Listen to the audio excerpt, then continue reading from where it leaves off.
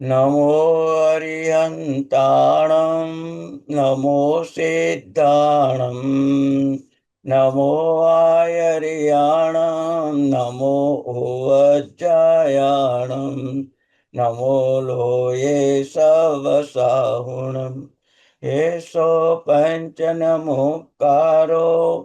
सप्पपावपणासनो मंगलाणं च सब्वेशिं पडमं हवै मंगलम् सकलमंगल परम कमला केलि मंजुल मंदिरम भवकोटि संचित पापनाशन नमो नवपद जयकरम् अरिहंत सिद्ध सुरीशवाचक साधु दर्शन सुखकरम वर ज्ञान पद चारित्र तपये नमो नव पद जयकरम श्रीपाल राजा शरीर साजा सेवता नव पदवरम जगमाहि जा जा कीर्ति बाजा नमो नव पद जयकरम श्री सिद्ध चक्रपसाय संकट आपदानाशे अरम वळि विस्तरे सुख मनोवांचित नमो नव पद जयकरम गद कष्ट चूरे शर्म पूरे यक्ष विमले सरवरम श्री सिद्ध चक्र प्रताप जानी विजय विलसे सुखवरम विजय विलसे सुखवरम मंगलम भगवान वीरो मंगलम गौतम प्रभु मंगलम स्थूलभद्राद्या जैन धर्मोस्तु मंगलम। પુણ્યશાળીઓ, પ્રભુનો સંગ આપણને નિસંગ બનાવે. પ્રભુનો સંગ આપણને અસંગ બનાવે. પ્રભુનો સંગ પર્વના પ્રસંગો આપે. આવું પ્રભુનું પ્રભુત્વ આપણા સૌને પ્રાપ્ત થયું છે. આજે આપણને આંબીલની હોળીનો એક પ્રસંગ ઉપસ્થિત થયો છે.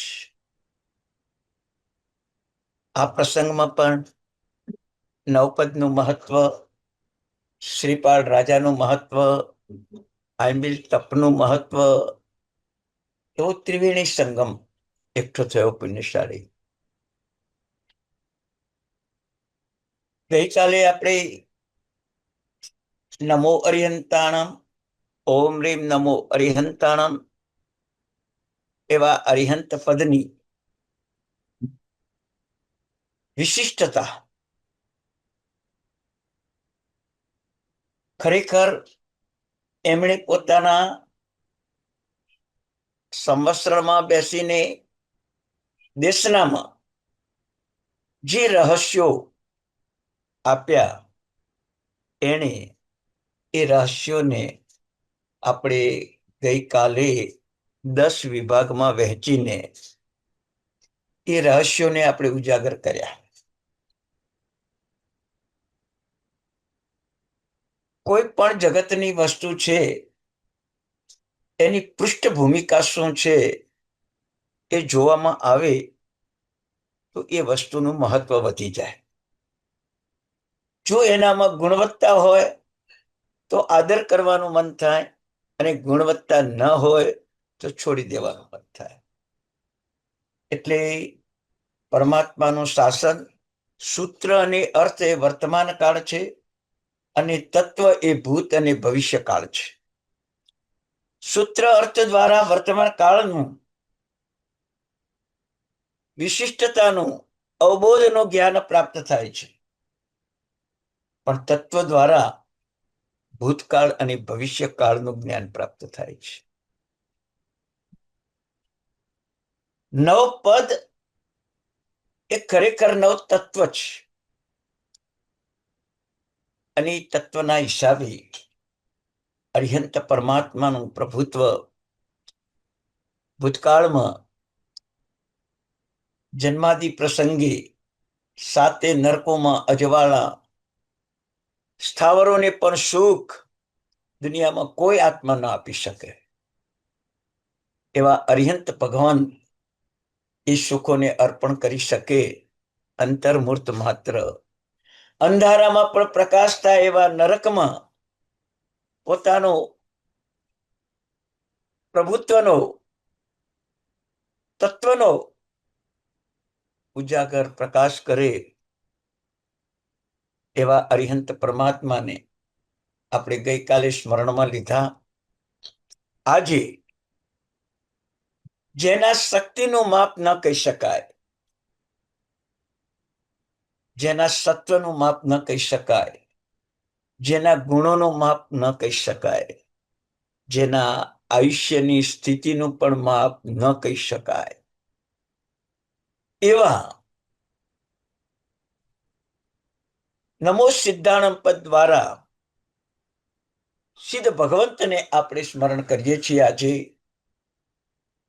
બે પ્રતિગુણ સૂત્રમાં આપણે બોલીએ છીએ સિદ્ધાણમ બુદ્ધાણમ પારગયાણમ પરમ ગયાણમ લોક મોહ ગયાણમ નમો સયાસ સિદ્ધાણમ. પારગયાણમ બુદ્ધાણમ મારા સિદ્ધ ભગવંતો કેવા છે? એક પણ વિષયનો, એક પણ પદાર્થનું, જગતના એક પણ કોઈ ચીજનું મારા સિદ્ધ ભગવંતને જ્ઞાન નથી. એવું નથી. બધા જ વિષય પદાર્થોનું જ્ઞાન, વર્તમાન ભૂત ભવિષ્ય ત્રણેય કાળનું જ્ઞાન, જેને કેવળ જ્ઞાનથી પર એવું અનંત જ્ઞાન મારા સિદ્ધ ભગવંતોમાં છે. અને એવા સિદ્ધ ભગવંતો મારા છે. મને કેટલું ગૌરવ, મને કેટલું ગૌરવ.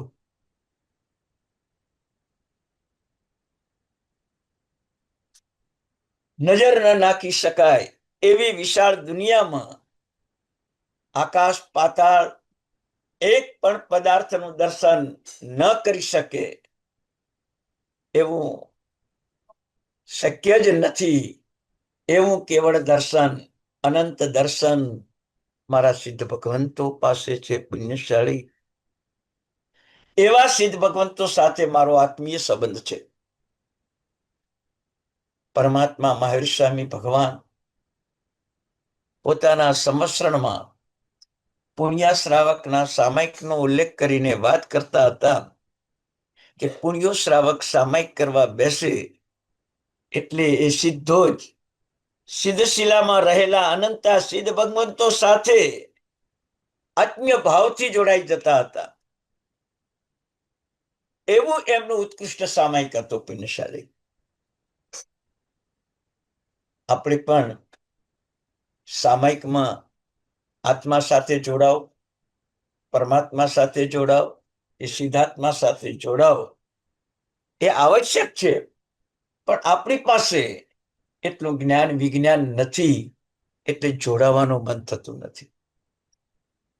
કોઈ પણ સોસાયટીમાં જશો, કોઈ પણ એરિયામાં જશો, તમારે મકાન ચેન્જ કરવાનું હશે તો તમે મનમાં એક ભાવ લાવશો કે કોઈ સારી જગ્યા મળી જાય તો સારું.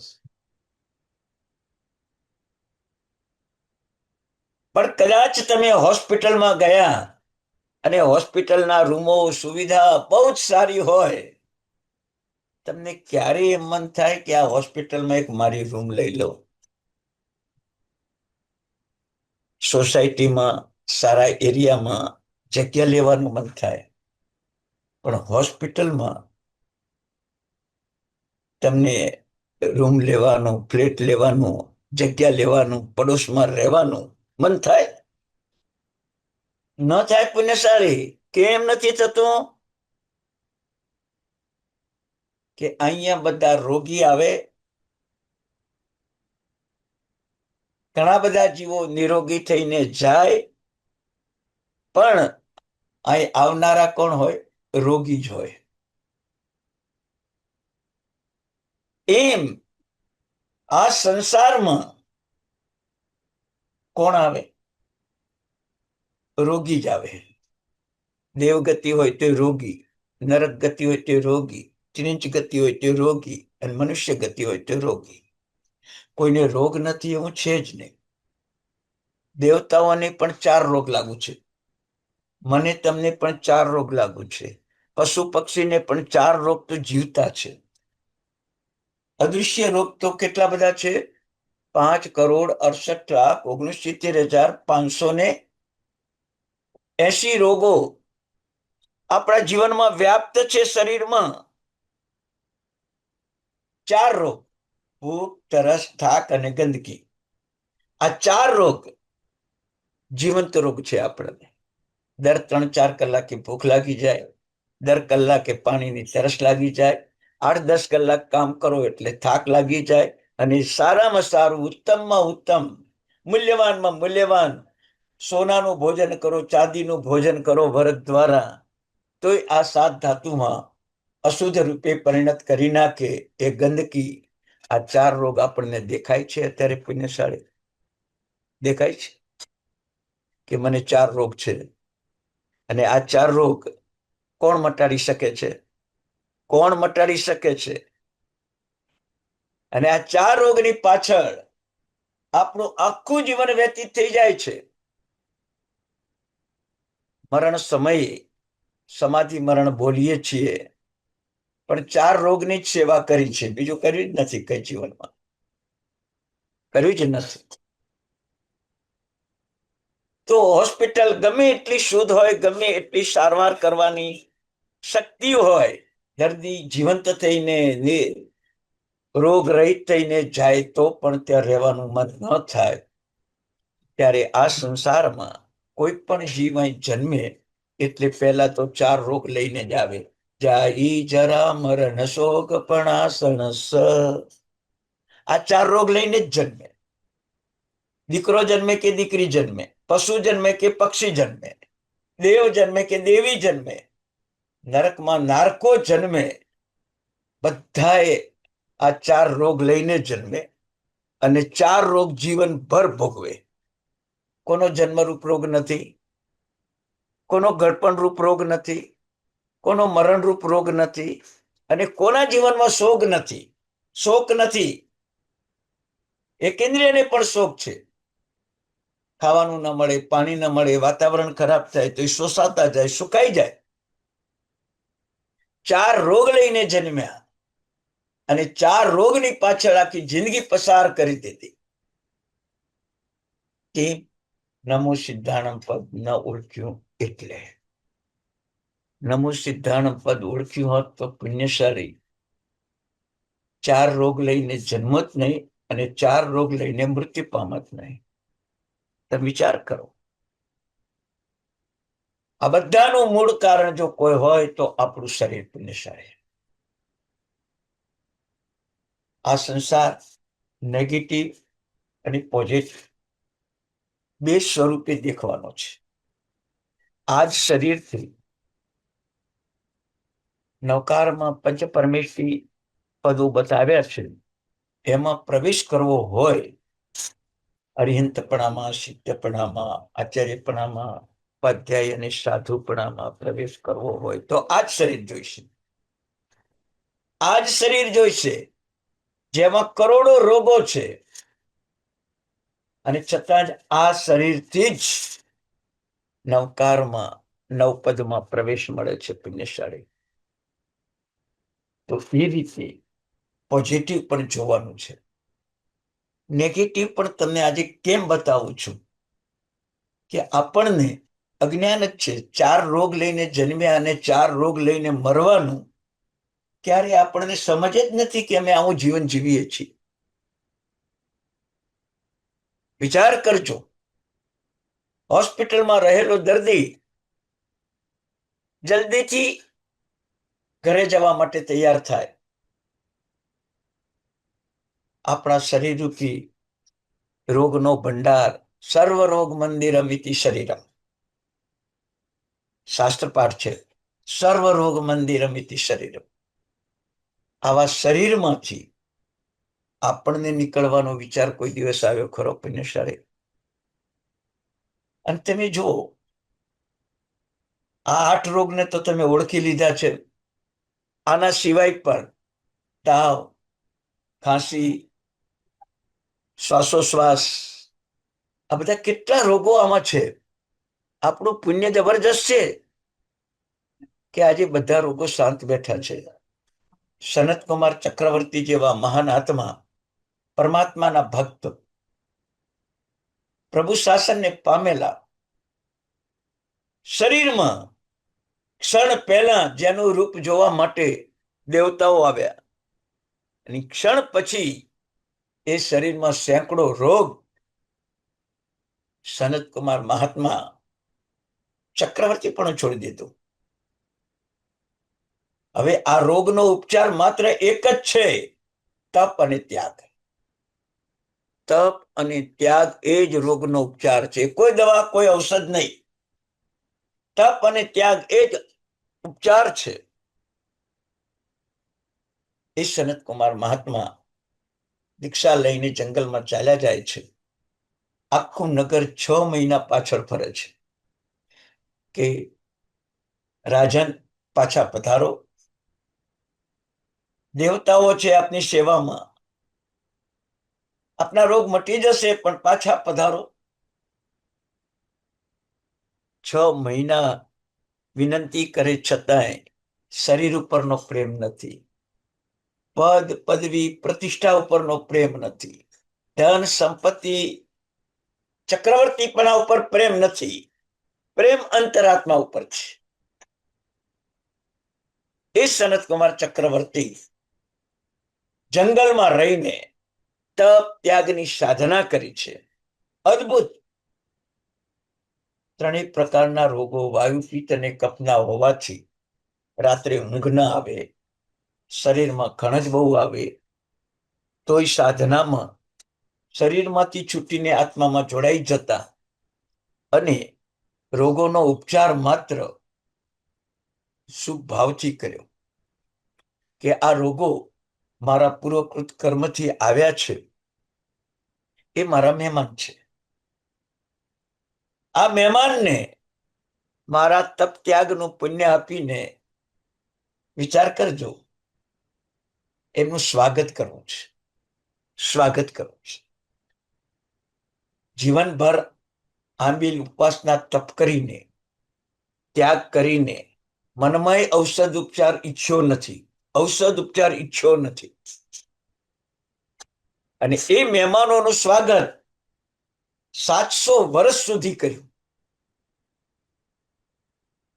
એ સ્વાગતના અંતે મહેમાનોએ પણ શું આપીને ગયા ખબર તમને?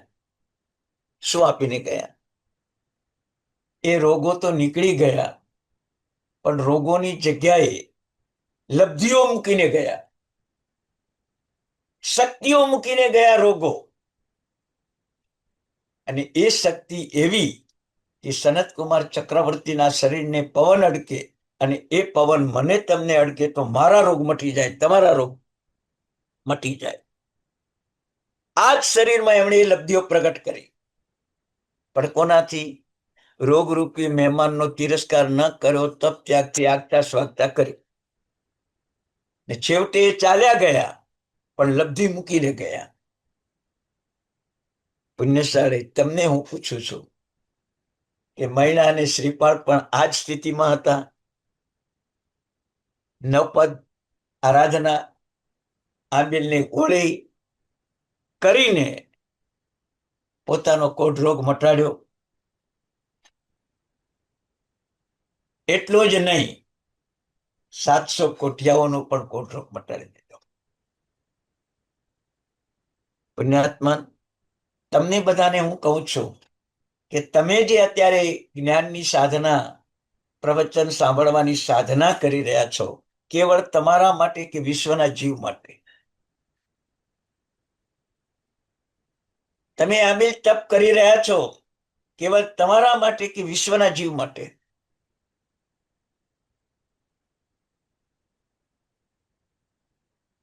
ભગવાનનો ધર્મ પરમાર્થમય છે. જે કંઈ કરો એ વિશ્વના કલ્યાણ માટે કરવાનું. આપણું કલ્યાણ આવી જશે. પરમાર્થ ભાવથી કરવાનું છે.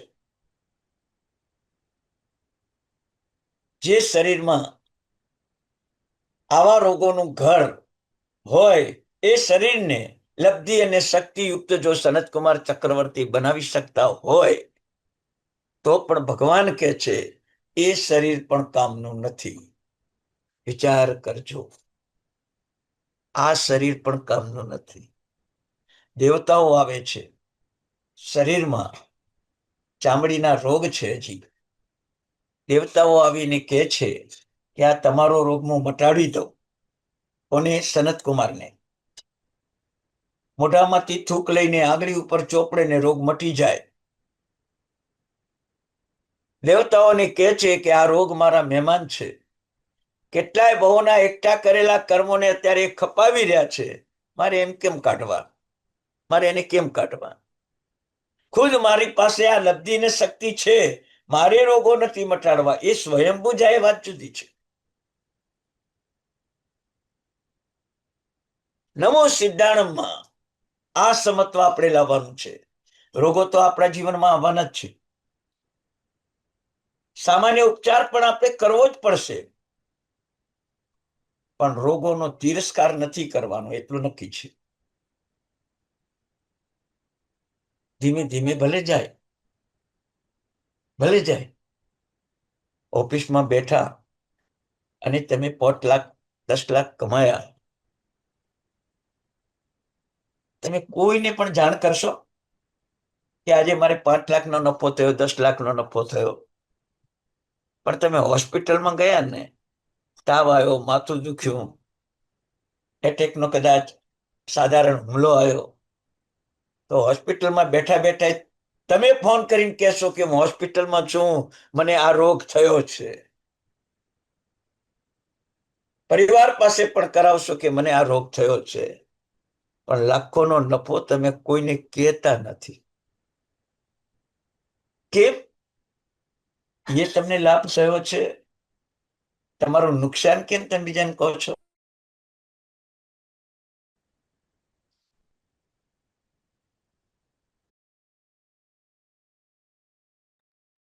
તો એ રોગની આપણાથી જાહેરાત થાય?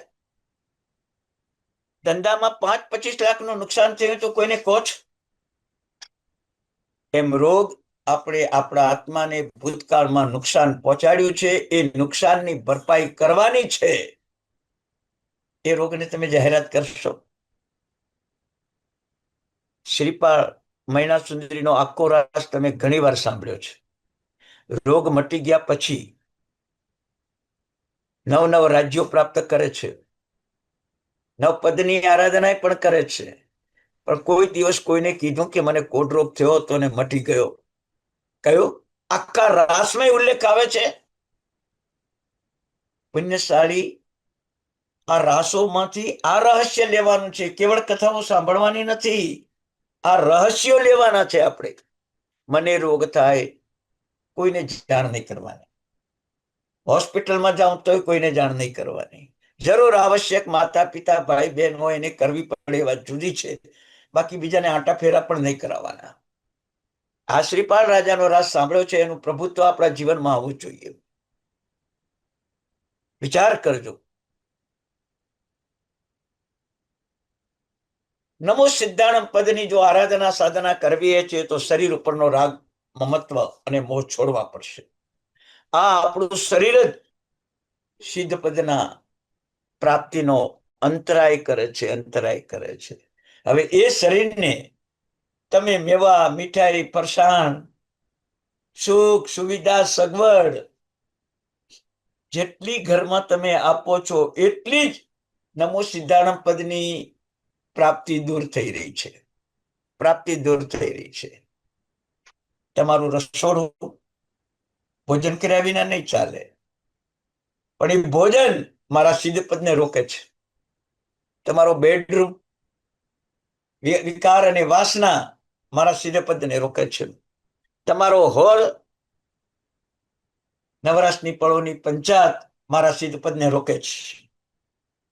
તમારી ઓફિસ 9 પ્રકારના પરિગ્રહમાં 7 પ્રકારનો પરિગ્રહ ઓફિસમાંથી જ ઉત્પન્ન થાય છે, એ મારા સિદ્ધ પદને રોકે છે. આવું ક્યારેય તમને અનુભૂત થયું કરે આટલા વર્ષોથી તમે રાસ સાંભળો છો, આટલા વર્ષોથી હોળી કરો છો, આટલા વર્ષોથી હોળીની સાધના કરો છો, પણ રહસ્ય નથી પકડાયું. સંસારની કોઈ પણ વ્યવસ્થા મારા સિદ્ધપદને રોકે છે. એવી જ્યારે તમને જીવનમાં અનુભૂતિ થશે ને, ત્યારે તમને નમો સિદ્ધાનમ પદ બોલવાનો આનંદ આવશે. એક એક પદ 500 સાગરોપમના, અરે આખો નવકાર 500 સાગરોપમના પાપનો નાશ કરે છે, તો એક એક પદ 50 સાગરોપમના પાપનો નાશ કરે છે. આવું તમે જોવો છો. પણ ક્યારે? વાત્સલ્ય ભાવ પ્રગટ થાય તો જ. નવકાર ઉપર એવું વાત્સલ્ય ભાવ પ્રગટ થાય. જે નવકાર 500 સાગરોપમના પાપનો નાશ કરે, એરિયા વૈયા 3 કાળના પાપનો નાશ કરે, એવું વાત્સલ્ય જ્યારે આપણા ઉપર પ્રગટ થાય એમને, તો આપણા પાપો દૂર થાય. તો આપણું વાત્સલ્ય નમો સિદ્ધાણમ પદ ઉપર જ્યારે પ્રગટ થશે ને, ત્યારે આપણા બધા પાપો ધોવાઈ જશે, બધા કર્મો નાશ પામી જશે. પુણ્યશાળી, અત્યારે તમે વિચાર કરજો, તમને 3 ચિંતાઓ આગળ લાગી રહી છે. આ શરીરના કારણે 3 ચિંતાઓ તમને લાગી રહી છે. પણ કેવું છે, ભૂંડને કહીએ કે કાદવમાં તું રહે છે, એ બરાબર નથી, તો આપણી સામે સામનો કરશે. આ મારું ઘર છે, અહીં મારે રહેવાનું છે, અહીં મને આનંદ છે. એમ આપણને 3 ચિંતાઓ. હવે પછી શું, આખરે શું, અને આગળ શું. હવે પછી શું, આખરે શું, આગળ શું. આ 3 ચિંતાઓ શરીરના કારણે આપણને અંદર પૂરી થાય છે. હવે પછી શું, આવતીકાલે શું, આવતા વર્ષે શું, 100 વર્ષ સુધી શું. કેટલી ચિંતા. જીવશો ત્યાં સુધી આહાર પાણી તો જોઈશે જ, રહેણી કરણી કરવી પડશે. એ બધી ચિંતાઓ તમને અત્યારે કોરી ખાય છે. હવે પછી શું, આખરે શું. આ બધું મેં એકઠું કર્યું. મારો પરિવાર ચારે બાજુ બેઠો હશે. આખરે મરણ સમયે મારો પરિવાર તમને શું કહેશે? આપણો પરિવાર આપણને શું કહેશે? ભગવાનનું નામ લો અને કરેલા ધર્મનું ખૂબ ચિંતન કરો, તમારી સદગતિ થાય. બરાબર છે. આખરે તો તમારી કોઈ 9 પ્રકારની પરિગ્રહની સંપત્તિ કોઈ તમને કઈ બોલાવતી નથી. તમને જ ખેદ ખુદ કહી દે કે તમે અહીંથી પધારો. આ હું આખરે શું. ક્યારેક તો આ જ પરિવાર હોસ્પિટલમાં આપણને જ પરેશાન કરીને પરલોકમાં મૂકવાનો પ્રયાસ કરતા હોય છે. એવો અનર્થકારી આ સંસાર. આખરે શું. આટલા વૃદ્ધાશ્રમો આવ્યા, આટલા અનાથાશ્રમો આવ્યા, આટલા બાળાશ્રમો આવ્યા. કોના કારણે આવ્યા? કોના કારણે આવ્યા? આ એક શરીરના કારણે. આ શરીર ના હોય, શરીર દ્વારા પાપ ન થાય, તો વૃદ્ધાશ્રમે ના આવે, અનાથાશ્રમે ના આવે, ને બાળાશ્રમે ના આવે. આખરે શું? મુઠ્ઠીભર રાખમાં પલટાવાનું આ જીવન.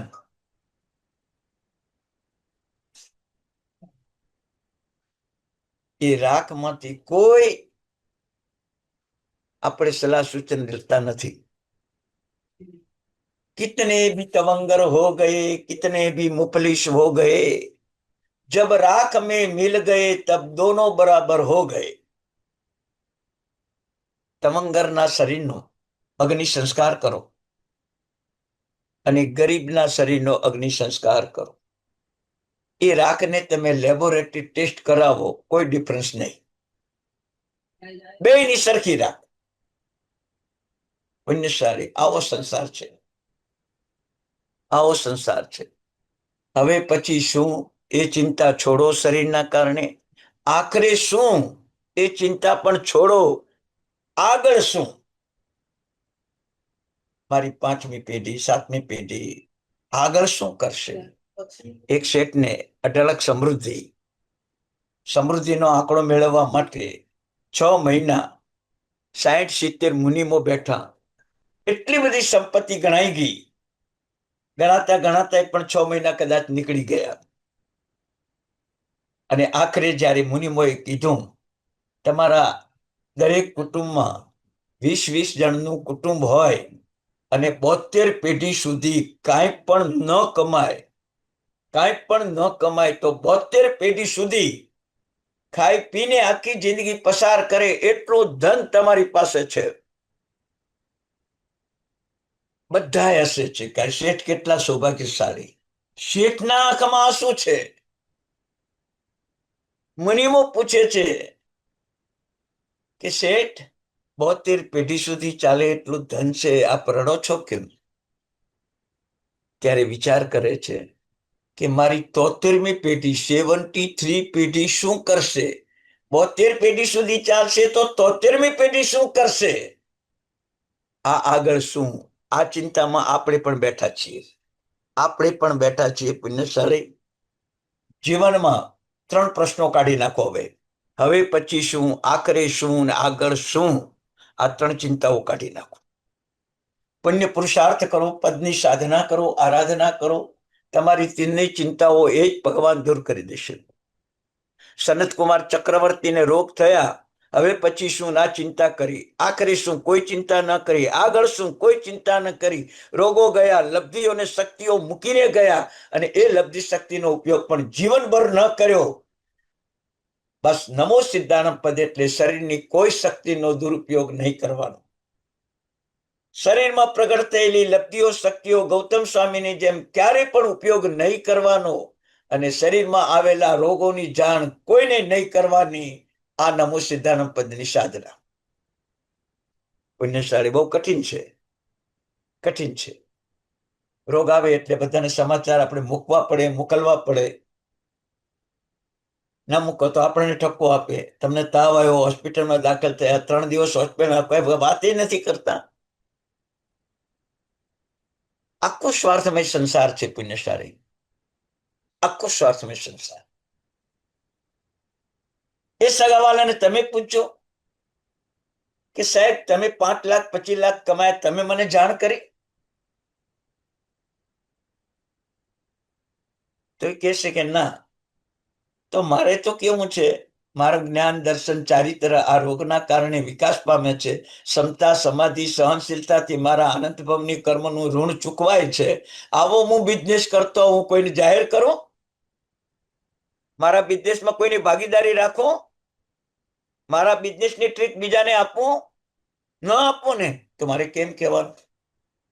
ક્ષમતા સમાધિ સહનશીલતાથી બધા રોગો સહન કરીને મારે મારા આત્માને પરમાત્મા સિદ્ધાત્મા બનાવવો છે, એટલે મારે જાણ નહીં કરવાની. કરશો ને હું મનમાં ભાવ આવશે કે ખાલી નમો સિદ્ધાણમ ઓમ રીમ નમો સિદ્ધાણમ જ બોલ્યા કરશું પુણ્યશાળી? તો ફરીથી કહી દઉં છું, 4 રોગ લઈને આવ્યા છો, 4 રોગની પાછળ આખી જિંદગી પસાર કરો છો. 3 પ્રકારની ચિંતાથી તમારા જીવનને તમે ભારે ખમ બનાવી દીધું છે, અને પરલોકમાં તમે કાંઈ પણ લઈને જાઓ એવું કાંઈ પણ એકઠું કર્યું નથી. અત્યારે હવે એકઠું કરવું છે. નમો સિદ્ધાણમ પદની સાધનાથી એકઠું કરવું છે. શાસ્ત્રમાં વિધાન આવે છે, નમો સિદ્ધાણમ પદ દરરોજ 20 મિનિટ 6 મહિના સુધી લાગ લગાટ ગણો. નમો સિદ્ધાણમ પદ દરરોજ 20 મિનિટ 6 મહિના સુધી લાગ લગાટ ગણો. તો નૌકાર મંત્રની ટીકામાં લખ્યું છે કે 2-5 ભાવમાં મોક્ષ થઈ જાય. 2-5 ભાવમાં કેટલો મોક્ષ સરળ છે પુણ્યશાળી. પણ નમો સિદ્ધાણમ બોલવાનું સૌભાગ્ય આપણી પાસે નથી. દરરોજ 20 મિનિટ કાઢવાનું સૌભાગ્ય આપણી પાસે નથી. 6 મહિના સુધી જીવંત રહેશું એ આપણા હાથમાં નથી. રીત બતાવી છે, પ્રીત હતી તો રીત બતાવી છે. પણ એ રીતને પરિપૂર્ણ કરવા માટે આપણી પાસે પુણ્ય કેટલું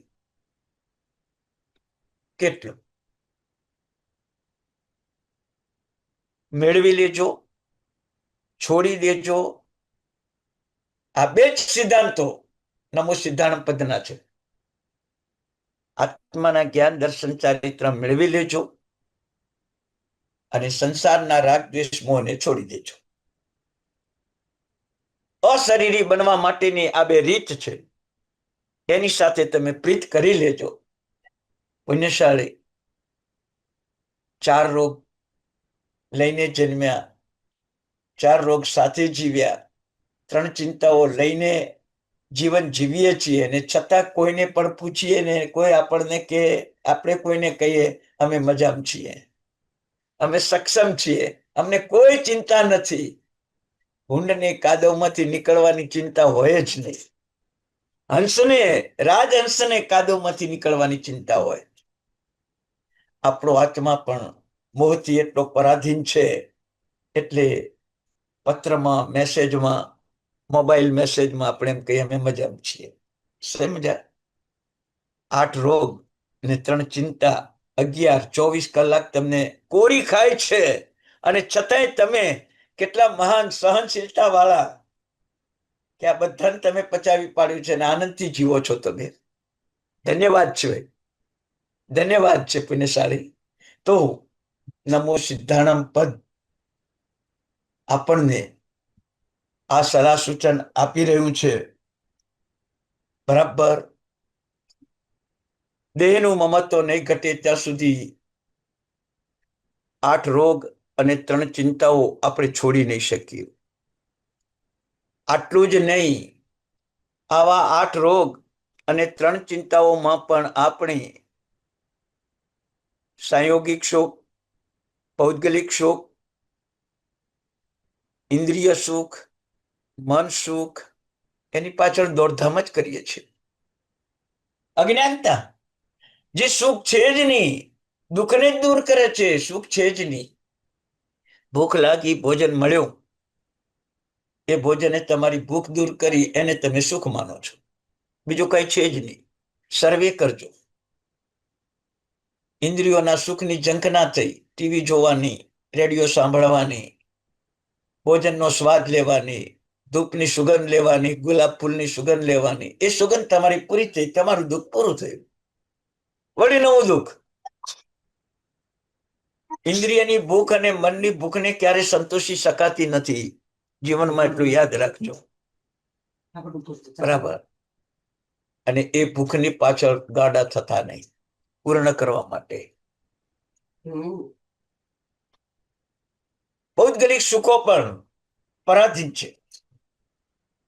સુખના સાધનો મેળવ્યા પણ સુખી થવા માટેનું પુણ્ય ન હોય તે સાધનો પણ આપણને કામ લાગતા નથી. નમો સિદ્ધાણમ પદ દ્વારા આવી અદીનતા, અલિપ્તતા આપણે મેળવવી છે. ગમે તેવા રોગમાં પણ દીન નહીં બનવું અને ગમે તેવા સુખમાં પણ લીન નહીં બનવું. બધા જ સુખો મોહના કારણે ગમે છે આપણને. મોહ છે અંદર, ક્રોધનો, માનનો, માયાનો, લોભનો, રાગ દ્વેષનો, આ બધાનો મોહ છે આપણને, એટલે સુખ ગમે છે. આ મોહ છૂટી જાય, કોઈને સુખ ન ગમે. સનત કુમારનો મોહ છૂટી ગયો, ચક્રવર્તી પણ છોડી દીધું. ચક્રવર્તી પણ છોડી દીધું. શુભમાને બ્રહ્મદત્ત ચક્રવર્તી છેલ્લે સુધી મોહમાં ફસાયા, 7મે નરકે પહોંચી ગયા. સંબુતિ મુનિ સાધુ હતા અને મોહમાં ફસાયા. ચક્રવર્તી તેને 7મે નરકમાં પહોંચી ગયા. પુંડરીક મુનિ રાજા હતા. રાજા પણ છોડીને સાધુ થયા અને સાધના કરીને આત્માનું કલ્યાણ કરી શક્યા. પુણ્યશાળી સંસારનું એક પણ સુખ આત્માનો શત્રુ છે એમ માનજો.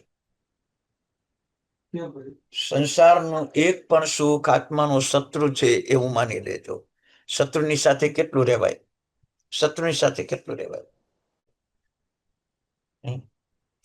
કોઈ ચોર, કોઈ ડાકુ, કોઈ લૂંટારો તમારા ઘરમાંથી લૂંટી ગયો છે, કોઈ સગો સંબંધી તમારો દુશ્મન બની ગયો છે ને એ કદાચ તમને ભોજન મીઠાઈ મોકલે તો તમે ખાઓ? તમે ખાઓ? મેં ઝેર નાખ્યું હોય તો યાદ રાખજો, આ મોહ સત્તા એ તમારા દરેક ભોગના પદાર્થોમાં, વસ્ત્રો પહેરો, આભૂષણ પહેરો, ભોજન કરો, બધામાં એને ઝેર નાખ્યું છે. અને એ ઝેરના કારણે આપણો મોક્ષ અટકી ગયો છે. આપણો મોક્ષ અટકી ગયો.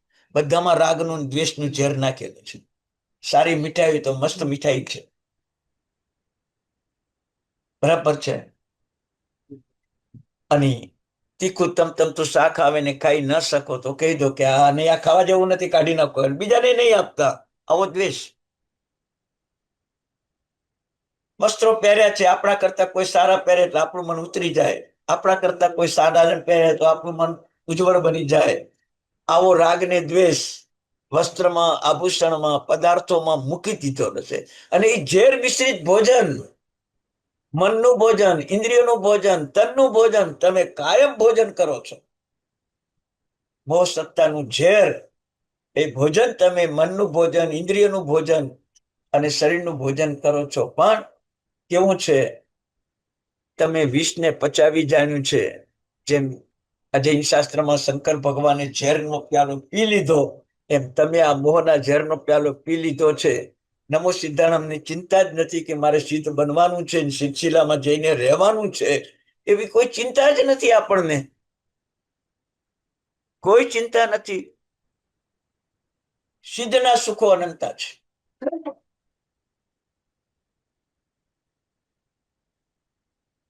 પણ એ આપણને એમ મનમાં અજ્ઞાનતા કેવી છે, ઇન્દ્રિય નથી, મન નથી, ગાડી વાડી લાડી નથી, બંગલા નથી, હોટલ નથી, હોસ્પિટલ નથી, બરાબર છે, વોટર પાર્ક નથી, સ્વિમિંગ પુલ નથી, અજાયબીઓ કોઈ નથી, સિલસિલામાં કાંઈ જ નથી. જઈને કરવાનું શું?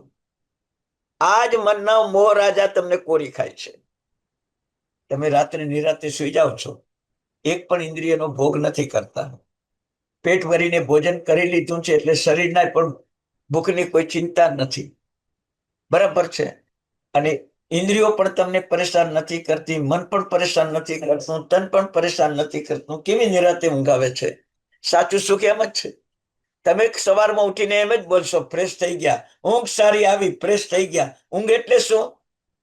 ઇન્દ્રિયોનો સંબંધ છોડ્યો, મનનો સંબંધ છોડ્યો, તનનો સંબંધ છોડ્યો, એ બધાની સેવા છોડી, એ બધાનો લગાવ છોડ્યો, એની લાગણી છોડી, એટલે તમને નિરાતે ઊંઘ આવી.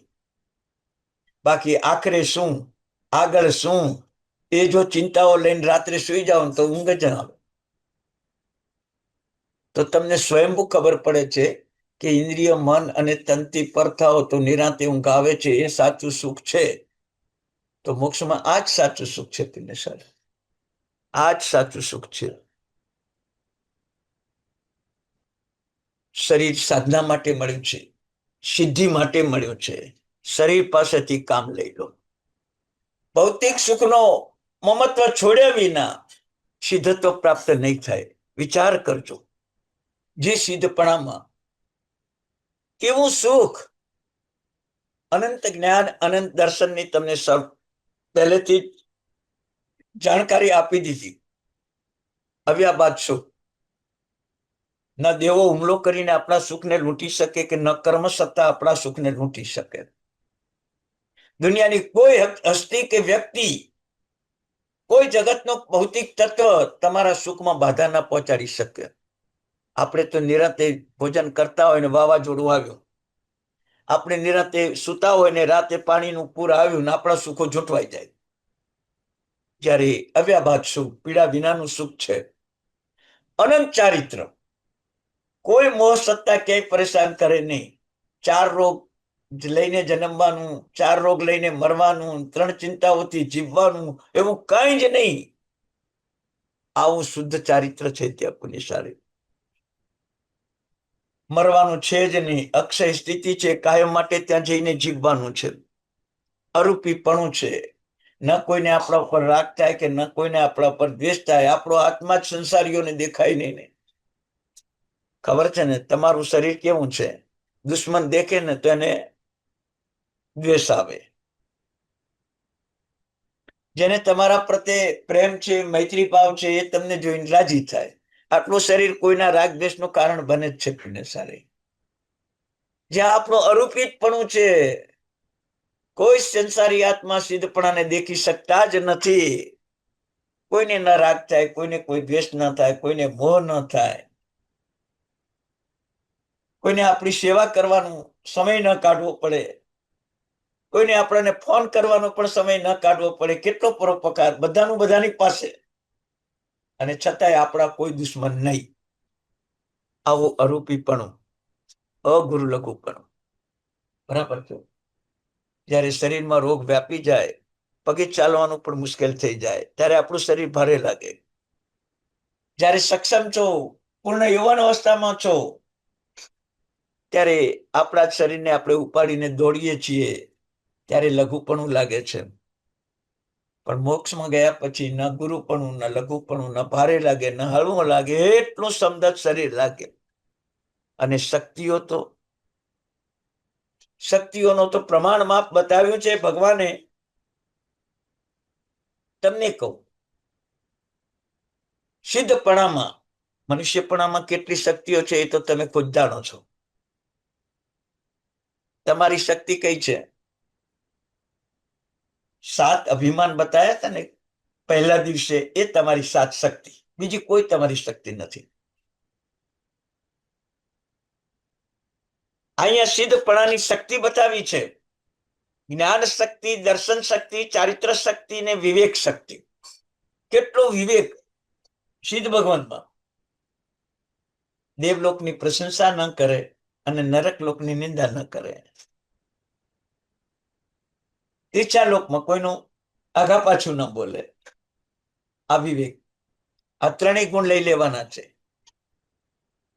સિદ્ધ ભગવાન પાસેથી આ ગુણ મુખ્ય લેવાનો છે. સુખમાં છકી ન જવું, દુઃખમાં દીન ન બનવું, અને કોઈનું આગા પાછું બોલવું નહીં. આનું આમ ને આનું આમ, તમારો દીકરો આમ ને તમારી દીકરી આમ, તમારો ભાઈ આમ ને તમારી પત્ની આમ નહીં બોલતા પુણ્યશાળી. નમો સિદ્ધ પદ સુધી પહોંચવું છે, મૌન રહેજો, મૌન રહેજો. આપણને ખ્યાલ નથી આવતો પુણ્યશાળી, ભગવાનની પૂજા કરવા જઈએ ને, પ્રતિમાની પૂજા કરીએ તમે, એ પ્રતિમામાં 5 સૂચના છે. એ 5 સૂચના આપણે ગ્રહણ જ નથી કરતા. ભગવાનની પૂજા કરી લઈએ છીએ. ભગવાનની પૂજા કરી લેવાની, સૂચના ગ્રહણ નહીં કરવાની. નો પાર્કિંગ, કોઈના ગેટ પાસે લખેલું હોય તો તમે ગાડી નહીં ઉભી રાખો. નો એન્ટ્રી લખેલું હશે તો એ દરવાજેથી પ્રવેશવાની તમે હામ નહીં ખેલો. ભગવાનની પ્રતિમા 5 પ્રકારના આપણને આવા સલાહ સૂચન આપે છે કે હું હલનચલન કરતો નથી. તમે હલનચલન નહીં કરો તો તમને પ્રાણાતિપાત પાપ લાગશે નહીં. હું મૌન છું, તમે બોલશો જ નહીં તો મૂર્છાવાદ પાપ તમને નહીં લાગે. તમે આમે હાથ ના રાખતા ને આમે હાથ ના રાખતા, આપવાનું ના લેતા ને લેવાનું ના લેતા, ગ્રહણ કરતા, તમને અદતાદાનનું પાપ નહીં લાગે. આંખમાં વાસનાની જગ્યાએ દયા અને કરુણાને વરસાવજો. એ વાસનાઓ તમને પરેશાન નહીં કરે. અને શરીર ઉપર વસ્ત્ર નથી, જગતમાં કોઈ પોતાના નામની ભૂમિ નથી, ઘર નથી, પરિગ્રહ નથી, ફિક્સ ડિપોઝિટ નથી, શેપ નથી, કશું જ નથી. આવું જીવન જીવજો તો તમે સિદ્ધ ભગવાન બનશો. આવું પ્રતિમામાં 5 સૂચના છે, 5 સલાહ છે, 5 ઉપદેશ છે. પૂજા કરો ત્યારે ખ્યાલ આવે તમને કે મારે જેટલું બને એટલું હલનચલન ઓછું કરવું, બોલવાનું મૌન રાખવું, લેવા દેવાનો વ્યવહાર ઓછો કરી દેવો, આંખમાં વાસનાને બદલે દયા કરુણા વરસાવી, અને શરીર ઉપર અલ્પ વસ્ત્ર પહેરે એવું જીવન જીવવાનું. બરાબર છે. આનું નામ નમો સિદ્ધાણમ. આનું નામ ઓમ રેમ નમો સિદ્ધાણમ. આ પ્રતિમાની સાચી પૂજા છે. તમારે ભલે શુદ્ધ કેસરથી પૂજા કરો, ભલે શુદ્ધ ચંદનથી પૂજા કરો, પણ ખરું રહસ્ય આ છે કે આ 5 સલાહ સૂચન ત્યાં લઈ નહીં આયા તો આપણી પૂજાઓ પણ પુણ્ય બંધાવશે, સંસાર આપશે, સંસારમાં ભટકાવશે, સુખો ભોગવીને દુર્ગતિમાં ચાલ્યા જશો. પણ આ 5 રહસ્યો લઈને આવશો તો તમે વગર પૂજાએ પણ તમારા આત્માને સિદ્ધ પદમાં જોડી શકશો પુણ્યશાળી. પણ આપણને કેવું છે, માત્ર ભગવાને પૂજા કરવાનું કીધું છે, પણ પૂજા કેમ કરવાનું? દીકરીને પરણાવવાની કેમ અને સાસરે કેમ મોકલવાની, એનો ઉદ્દેશ તમે જાણો છો. દીકરી પર ઘરે સોંપાય, પર ઘરે જ શોભે અને બંને કુળને અજવાળે એ સાચી દીકરી છે, એમ અહીંયા તમે જાણો છો. ઓફિસે જાઓ તો ધન કમાવું એ તમે જાણો છો. ફરવાના સ્થળમાં જાઓ તો મોજ શોખ કરવા એ તમે જાણો છો. ખાલી પ્રભુની પ્રતિમાની પૂજા કરવા જાઓ ત્યારે તમારે આ 5 ગુણ લેવાના છે, એ તમે નથી જાણતા. એ તમે નથી જાણતા. એ જાણી લેજો આજથી. પહેલી જ તમે પ્રાર્થના કરી લેજો, ભગવાન હું હિંસા નહીં કરું, મારું હલનચલન લિમિટેડ રહેશે, હું મૌન રહીશ, જૂઠું બોલવાનો તો પ્રયાસ જ નહીં આવે, હું જોઈતા પ્રમાણમાં પરિગ્રહ રાખીશ, બાકી લેવડ દેવડનો વ્યવહાર પણ જેટલો બનશે એટલો ઓછો કરીશ, મારા આંખમાં ક્યાંય વાસના નહીં આવે, કરુણા જ વરસતી રહેશે, અને ભગવાન જેટલું બનશે એટલું પરિગ્રહ ઉપરની આસક્તિ હું છોડીશ. આ 5 પ્રાર્થના કર્યા પછી ભગવાનની પૂજા કરજો. પછી ભગવાનની પૂજા કરજો. સિદ્ધ ભગવંતને આવી શક્તિઓ મળી છે, એનું કારણ આ જ છે કે આ 5 પાપો છોડ્યા છે, 5 દોષો છોડ્યા છે, એટલે સિદ્ધ ભગવાન બન્યા. આપણે નહીં છોડીએ તો નહીં બનીએ પુણ્યશાળી. તો જ્ઞાન શક્તિ, દર્શન શક્તિ, ચારિત્ર શક્તિ, વિવેક શક્તિ, પછી બતાવ્યું દાન શક્તિ. ભગવાને પોતાની પાસે કાંઈ રાખ્યું નથી, બધું જ આ જગતમાં મૂકીને ગયા છે. કેટલા ભૌતિક પુણ્યથી કમાયા બનો પ્રકારનો પરિગ્રહ મૂકીને જ ગયા છે, કાંઈ લઈ નહીં ગયા. જેને જુએ લઈ જાઓ. કેવી દાન શક્તિ, લાભ શક્તિ. પોતાની પાસે કાંઈ રાખતા નથી કે આ મારું, આ મારું, આ દીકરા તમારું, આ દીકરી તમારું, આ પત્ની તમારું, એવો ભાવ જ નથી. બધું છોડી દીધું, જેને જોઈએ લો. એવી લાભ શક્તિ. મેળવે કેટલું? અનંત જ્ઞાન, દર્શન, ચારિત્ર મેળવીને પોતે કેટલું મેળવ્યું છે. દુનિયાની કોઈ વસ્તુની અપેક્ષા કે જરૂર ન રહે એવી ભોગ શક્તિ. આપણી તો ઇન્દ્રિયો થાકે એટલે ભોગ અટકી જાય, મન થાકે એટલે ભોગ અટકી જાય, શરીર થાકે એટલે ભોગ અટકી જાય. ભગવાનને તન, મન કે ઇન્દ્રિય કઈ છે જ નહીં, ક્યારે થાકતા જ નથી. કેવો ભોગ સુખ ભોગવી રહ્યા છે આત્માના જ્ઞાન, દર્શન, ચારિત્રનો. ઉપભોગ પણ એટલો કેવો, શીતશીલામાંથી કોઈ નીકાળે જ નહીં બહાર, ક્યારેય ધક્કો મારી નીચે પછાડે નહીં કોઈને. કાયમ માટે રહેવાનું સ્થાન તમને પ્રાપ્ત થઈ ગયું સીધો ને. કેટલો વિચાર કરજો. આવા સુખ અને બીજા કયા સુખ છે ખબર છે તમને? ખબર છે જગતના જે સુખ દુઃખરૂપ છે ને, એ એકેય દુઃખ ત્યાં છે જ નહીં. 5 ઇન્દ્રિયનું આ સુખ છે, એ જ 5 ઇન્દ્રિય દુઃખદાયક છે. એ દુઃખ અહીંયા નથી. શરીરનું આ સુખ છે, એ શરીર દુઃખ આપે છે, એટલે દેહનું દુઃખ પણ અહીંયા નથી. મનનું દુઃખ નથી.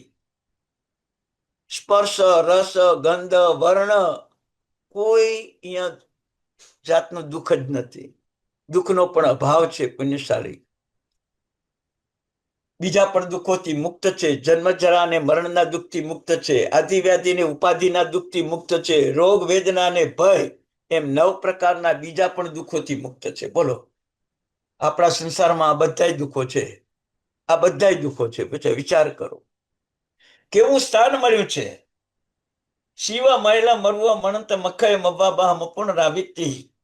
બરાબર, તમારો બંગલો, તમારો ફ્લેટ અને સિદ્ધશિલા બેનો સમન્વય કરો. સિદ્ધશિલામાં કલ્યાણકારી સ્થાન છે. આપણા ઘરમાં કલ્યાણકારી કે અકલ્યાણકારી? સિદ્ધશિલામાં અચળ સ્થાન છે, આપણું ચલાયમાન ને. ધરતીકંપ આવે ને પ્લેટ પડી જાય, સોસાયટી પડી જાય તો ચલાયમાન થવું પડે ને. અર્વ સિદ્ધશિલામાં કોઈ રોગ નથી. તમારા પ્લેટમાં કોઈને રોગ થાય કે ન થાય? અનંત સિદ્ધશિલામાં કોઈ દાડો કોઈ વસ્તુ ઘસાતી નથી, જૂની થતી નથી, પડતી નથી, કાયમ માટે શાશ્વતી રહે છે. તમારો પ્લેટ 50 વર્ષે પણ રિપેરિંગ માંગે છે. અક્ષય તમારા સુખમાં દરરોજ 3 ટાઈમ પરિવર્તન કરવું પડે. સવારનું ચા દૂધ સાંજે આપે અને સાંજની ખીચડી સવારમાં ખાવા આપે તો તમને ગમે? તમને ગમે? એટલે તમારા સુખમાં તમારે પરિવર્તન કરવું જ પડે. એમને કોઈ પરિવર્તન નહીં કરવાનું. અવ્વાબાહ ના કોઈ સગાવાલાને ત્યાં જવાનું, કોઈ ના સગાવાલાને આભા દેવાના, ના કોઈની વ્યવસ્થા કરવાની, ના કોઈને વ્યવસ્થા આપવાની, ના કોઈ વ્યવસ્થા ભોગવવાની. પીડા વિનાનું સુખ તમારે. તમે સોફા સેટ ઉપર ઊંઘ્યા છો, કલાક ઊંઘવું છે એવું માનીને ઊંઘ્યા ને 3 મહેમાન આવ્યા, ઉભા થવું જ પડે, બેસાડવા જ પડે તમારે. એટલે તમારા સુખ. તો તમારા ફ્લેટને અને તમારા શિવ મહિલા મરવા મણંત મખય શીતશિલાને બેનો દરરોજ સમન્વય કરજો. એકવાર મનમાંથી ઘર છૂટી જશે. એકવાર મનમાંથી ઘર છૂટી જશે. વિચાર કરો. સિદ્ધત્વનું સિદ્ધપણું કેટલું મહાન છે. ના કોઈને પીડા કરવી, ના કોઈ પ્રવૃત્તિ કરવી, ના કોઈ કાળનું બંધન, ના કોઈ શરીરનું બંધન, ના કોઈ કામનું બંધન, ના કોઈ કર્મોનું બંધન, ના કોઈ ક્રિયાનું બંધન, ના કસાયોનું બંધન, ના કલ્પનાનું બંધન, ન કલ્પનું બંધન. 11 પ્રકારના બંધનમાંથી મુક્તિ છે સિદ્ધશિલામાં. તમને 11 પ્રકારના બંધન છે. જો પર પીડા કરવી પડે તમારે. ચા બનાવો એટલે પાણીના જીવો, અગ્નિના જીવો ખતમ થઈ જાય. પીડ્યા વિના ચાલે તમારું જીવન? પ્રવૃત્તિ કર્યા વિના ચાલે તમારું જીવન? કાળથી સવારે આ કરવું, બપોરે આ કરવું, સાંજે આ કરવું, એ કાળ યોગ્ય પણ તમારે કર્યા વગર ચાલે? કાર્ય અમુક કાર્યો ભલે નોકર કરે, અમુકના કાર્ય ભલે પતિ પત્ની કરે, અમુક કાર્યો ભલે, પણ અમુક કાર્ય તો તમારે જાતે જ કરવા પડે. કામાતીત ઇન્દ્રિયો અને વાસનાઓથી તમે એટલા પ્રચુર પરાધીન છો કે તમે ન ભોગવો તો તમે હાઈ બીપી, લો બીપીમાં જતા રહો ને મૃત્યુ થઈ જાય, એવા પરાધીન છો. કર્માતીત દરરોજ નવો બિઝનેસ ખોલવાનો, નવો બિઝનેસ કરવાનો, નવી આઈટમો ખરીદવાની, નવી આઈટમો વેચવાની, કર્મો કર્યા વિના જીવો તમે. કસાયાતીત જે વેપાર કરવો એમાં 5-25 રૂપિયા કમાવાના છે, લોભ તો છે. કલાક માણસે મહેનત કરી અને છતાંય માલ ના લઈ જાય તો ગુસ્સો પણ આવી જાય કે આને હવે ઓફિસમાં આવવા નહીં દેવાનો. એવા કસાયથી પરાધીન છો, કલ્પથી પરાધીન છો. ઈચ્છાઓ આ વર્ષમાં 5 લાખ કમાવા છે, 5 કરોડ કમાવા છે, 100 વર્ષની અંદર મારી પાસે 5,000 કરોડની મૂડી હોવી જોઈએ, આવી કલ્પ અને કલ્પના, એના વિના તમે જીવી શકો છો? સિદ્ધપણામાં ગયા 13 પ્રકારમાંથી પર, 11 પ્રકારમાંથી પર તમે કેવું સિદ્ધપણાનું સુખ પુણ્યશાળી. જવું છે ને સિદ્ધશિલામાં? સાચું બોલો. હવે ગમે આપણને આપણા ઘરમાં, આપણા ફ્લેટને કે આપણા મહેલને એક દરરોજ શિવ મહિલા સાથે તમે એ સમન્વય કરજો પુણ્યશાળી. આપણને અરિહંતાણા પદ જેટલું ગમે છે એટલું સિદ્ધાણા પદ નથી ગમતું. કારણ કે અરિહંતાણા પદમાં એમ પ્રત્યક્ષ છે કે ભાઈ 125 યોજન સુધી આપણા રોગો મટાડી દે છે. આમ ભગવાન પ્રત્યક્ષ એમની પાસે બેઠા હોય તો રોગ શોક ભાઈ ઉપદ્રવ થાય નહીં. પણ સિદ્ધાણમાં એના કરતા વધારે સુખ છે કે શરીર જ ના હોય તો કોઈની અપેક્ષા જ ન રહે, કોઈની ઉપેક્ષા પણ ન રહે. અપેક્ષા અને ઉપેક્ષા નામના 2 શત્રુઓથી આપણે પર બની જઈએ તો અરિહંત પદ મહાન જ છે, પણ સિદ્ધ પદ એનાથી મહાન છે. ન અપેક્ષા ને ન ઉપેક્ષા જીવનમાં શીખી લેજો. આપણા જીવનમાં અપેક્ષા અને ઉપેક્ષા સિવાય જીવી શકતા નથી.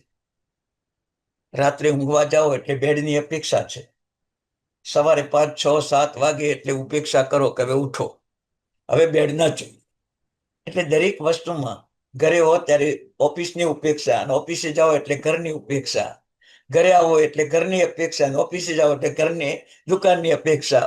આ અપેક્ષા ઉપેક્ષા વચ્ચે જ આપણે જીવીએ છીએ. આ બધું જ શોર્ટકટ ગણિત તમને શીખવાડું છું કે જીવનમાં સાચું સુખ પ્રાપ્ત કરવું હોય તો નમો સિદ્ધાનંદ પદ જોડે થોડો સંબંધ બાંધી દેજો, થોડો સંબંધ બાંધી દેજો. વિચાર કરજો,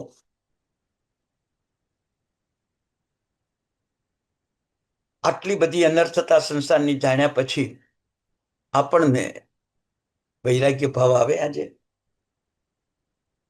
આટલું બધું તમે જાણ્યું, મનમાં એટલું તો ફીલ થાય ને કે આ બધું ખોટું જ કરી રહ્યા છીએ, આપણે ખોટું જ કરી રહ્યા છીએ ને ખોટાના શરણે જ છીએ. બરાબર છે. વૈરાગ્ય ભાવ અને વાત્સલ્ય ભાવ વિના સિદ્ધત્વ આવે નહીં, સિદ્ધત્વ આવે જ નહીં. પેલો વૈરાગ્ય ભાવ, સંસારથી પર બનવાનો પ્રયત્ન કરો, પછી મનથી પર બનવાનો પ્રયત્ન કરો. વિતરાગ ભાવ, મનને ઇન્દ્રિયોને પણ સુખ નહીં આપવાનું, તનને સુખ નહીં આપવાનું, સુખની ઈચ્છા કે અપેક્ષા નહીં રાખવાની, અને આત્મગુણનો વાત્સલ્ય ભાવ પેદા કરો. મારું જ્ઞાન, મારું દર્શન, મારું ચારિત્ર દુનિયામાં કોઈ પરાજિત ન કરી શકે, એના પર વાત્સલ્ય કેટલું હોય.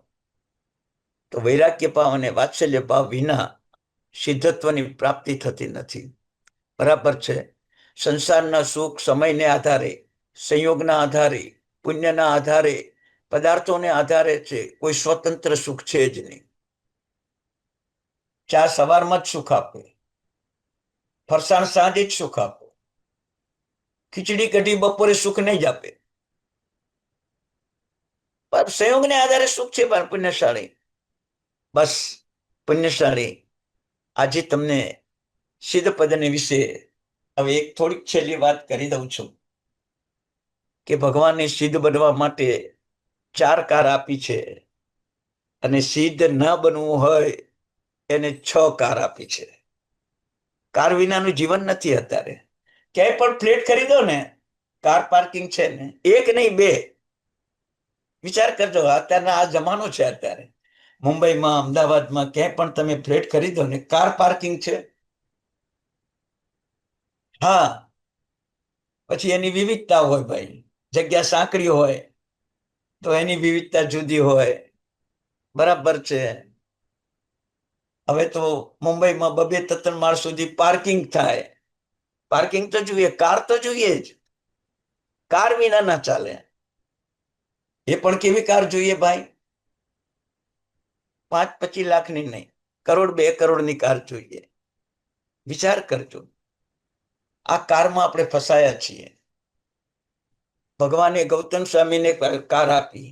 તમે વિચાર કરજો, ભગવાને સૌથી પહેલી ગૌતમ સ્વામીને કાર આપી, અને એ કારમાં ભગવાન બેસી ગયા. ગૌતમ સ્વામી મોક્ષે પહોંચી ગયા. બોલો,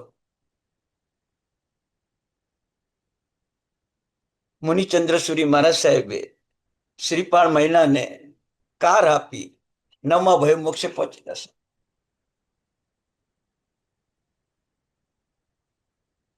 વિચાર કરજો.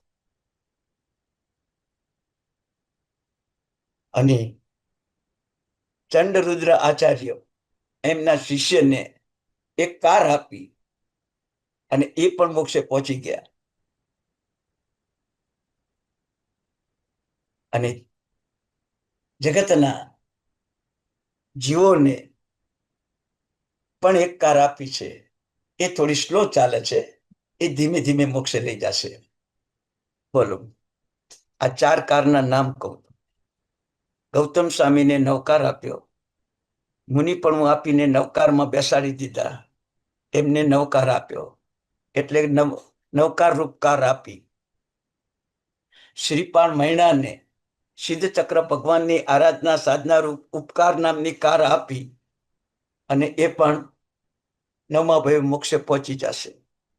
ચંડરુદ્ર આચાર્યે પોતાના પાપનો સ્વીકાર કર્યો, શિષ્ય પણ પોતાના પાપનો સ્વીકાર કર્યો, અને એ આત્માઓ પણ મોક્ષે પહોંચી ગયા. એમને સ્વીકાર નામની કાર આપી, અને આપણે બધાને પરોપકાર નામની કાર આપી છે.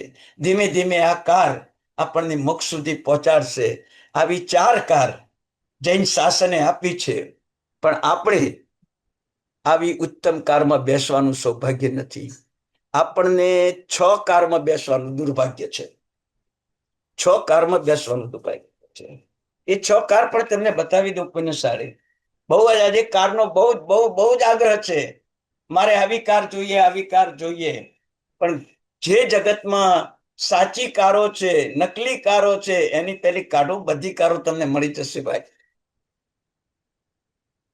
આ સંસારમાં દુર્ભાગ્યના ઉદયે, પાપના ઉદયે આપણને પેલી અહંકાર નામની કાર મળી, બીજી અધિકાર નામની કાર મળી, ત્રીજી ધિકાર નામની કાર મળી, ચોથી તિરસ્કાર નામની કાર મળી, પાંચમી વિકાર નામની કાર મળી અને છઠ્ઠી અપકાર નામની કાર મળી. આ છ કારમાં આપણે બેસીએ છીએ, ગમે ત્યાં ખોટવાઈ જાય, ગમે ત્યાં પંચર થાય, ગમે ત્યાં અટવાઈ જાય, ગમે ત્યાં ડૂબી જાય, ગમે ત્યાં નુકસાન કરી બેસે, યથાસ્થાને પહોંચવા જ ન દે. અહંકાર, અધિકાર, ધિક્કાર, તિરસ્કાર, વિકાર, અપકાર, એક પણ કાર તમને ક્યાંય તમારા ઘર સુધી ન પહોંચવા દે. અને છતાં એ છ કારમાં બેસવું છે. અને આ ચાર કાર તમને મોક્ષે પહોંચાડી દે, છતાં એ ચાર કાર જોઈતી નથી આપણને. પુણ્યશાળી જોઈએ છે. બહુ કારનો આગ્રહ રાખજો પુણ્યશાળી. દુનિયાની કાર આપણને નવકાર, ઉપકાર, સ્વીકાર અને પરોપકારમાંથી બાકાત કરશે, પણ આ ચાર કાર આપણને શિલામાં લઈ જશે. દુનિયાની અદૃશ્ય કાર, અહંકાર, અધિકાર, ધિક્કાર, તિરસ્કાર, વિકાર અને અપકાર, એ તમને સાતમી નરકમાં લઈ જશે. એ કારો એવી છે કે ઉપર જાતી જ નથી, ઊંચે ચડતી જ નથી, નીચે ઉતરી જાય છે, સાતમી નરક સુધી ઉતરી જાય છે. સડસડાટ તમને નીચે લઈ જશે પુણ્યશાળી. તો પુણ્યશાળી બસ જીવનમાં નમો સિદ્ધાનમ પદની સાથે તમને 10 કારના નામ યાદ ન રહે તો 4 ને યાદ રાખજો: નવકાર, ઉપકાર, સ્વીકાર ને પરોપકાર. પેલી 6 કાર તો આપોઆપ જતી છે, બરાબર છે. તો જીવનમાં એક વાર પણ આવા નમો સિદ્ધાનમ પદની સાધનામાં પુણ્યશાળી જોડાજો, તમને ખુદને આનંદ આવશે. અને આવું પ્રભુએ શાસ્ત્રો ઉલેચીને આપણને બતાવ્યું છે.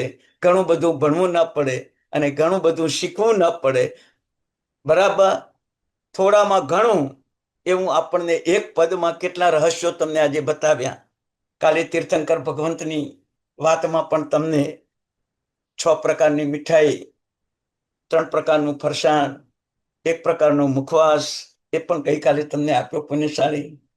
આજે તમને કારમાં ફરવાની ઊંચ થાય દુનિયામાં, તો તમને ખબર છે તમારી કાર 1000-2000 કિલોમીટરે અટકી જાય અને અમારી કાર 7 રાત ચડી જાય તો કોઈ તકલીફ ન પડે, સીધા સિલસિલા સુધી લઈ જાય તમને. તો આવી કારમાં બેસવાનું આપણને સૌને સૌભાગ્ય પ્રાપ્ત થાય. હવે આપણે શ્રીપાળ મહિનાનો રાસ લેશું પુણ્યશાળી.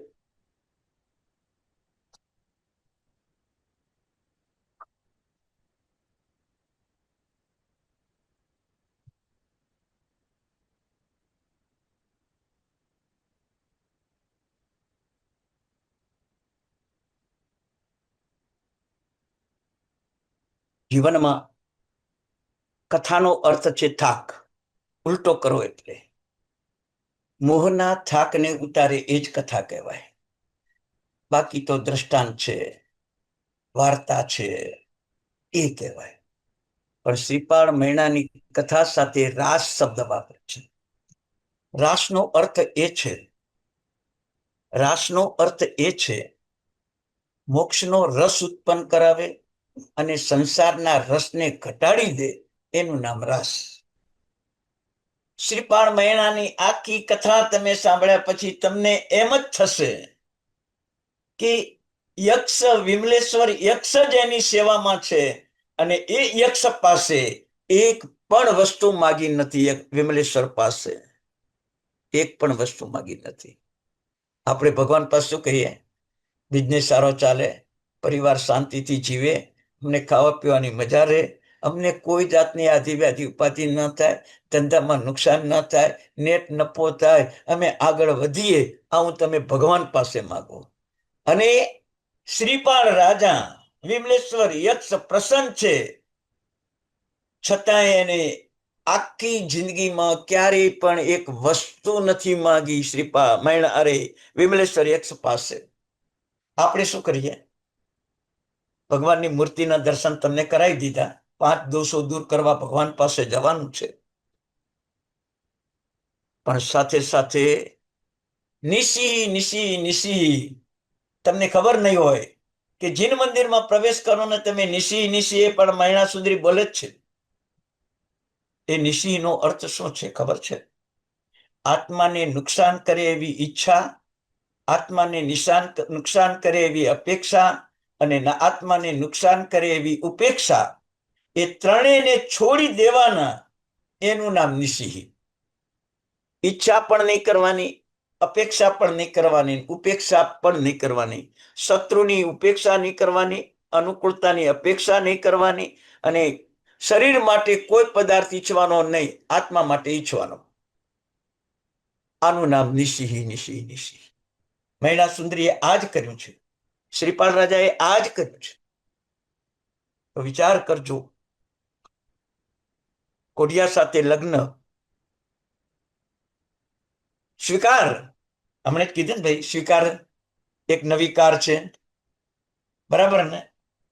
તો એ સ્વીકાર કર્યો, કોડિયા સાથે પરણી લીધી, સિદ્ધાંતનો ખૂન ના કર્યો. મને મારા ભાગ્યથી મળ્યું છે પિતાજી, હું સ્વીકારી લઈશ. એમ આપણને કોઈ પણ દુઃખ મળે ને, મારા પાપ કર્મથી મળ્યું છે, હું સ્વીકારી લઈશ, એવું તમે સહજ સ્વીકારશો? હવે સ્વીકારશો? સુખ મેળવવું છે તો સસરા તરફથી નહીં, મામા પક્ષ તરફથી નહીં, પરિવાર તરફથી નહીં, બાહુબળે મારે સુખ મેળવવું છે.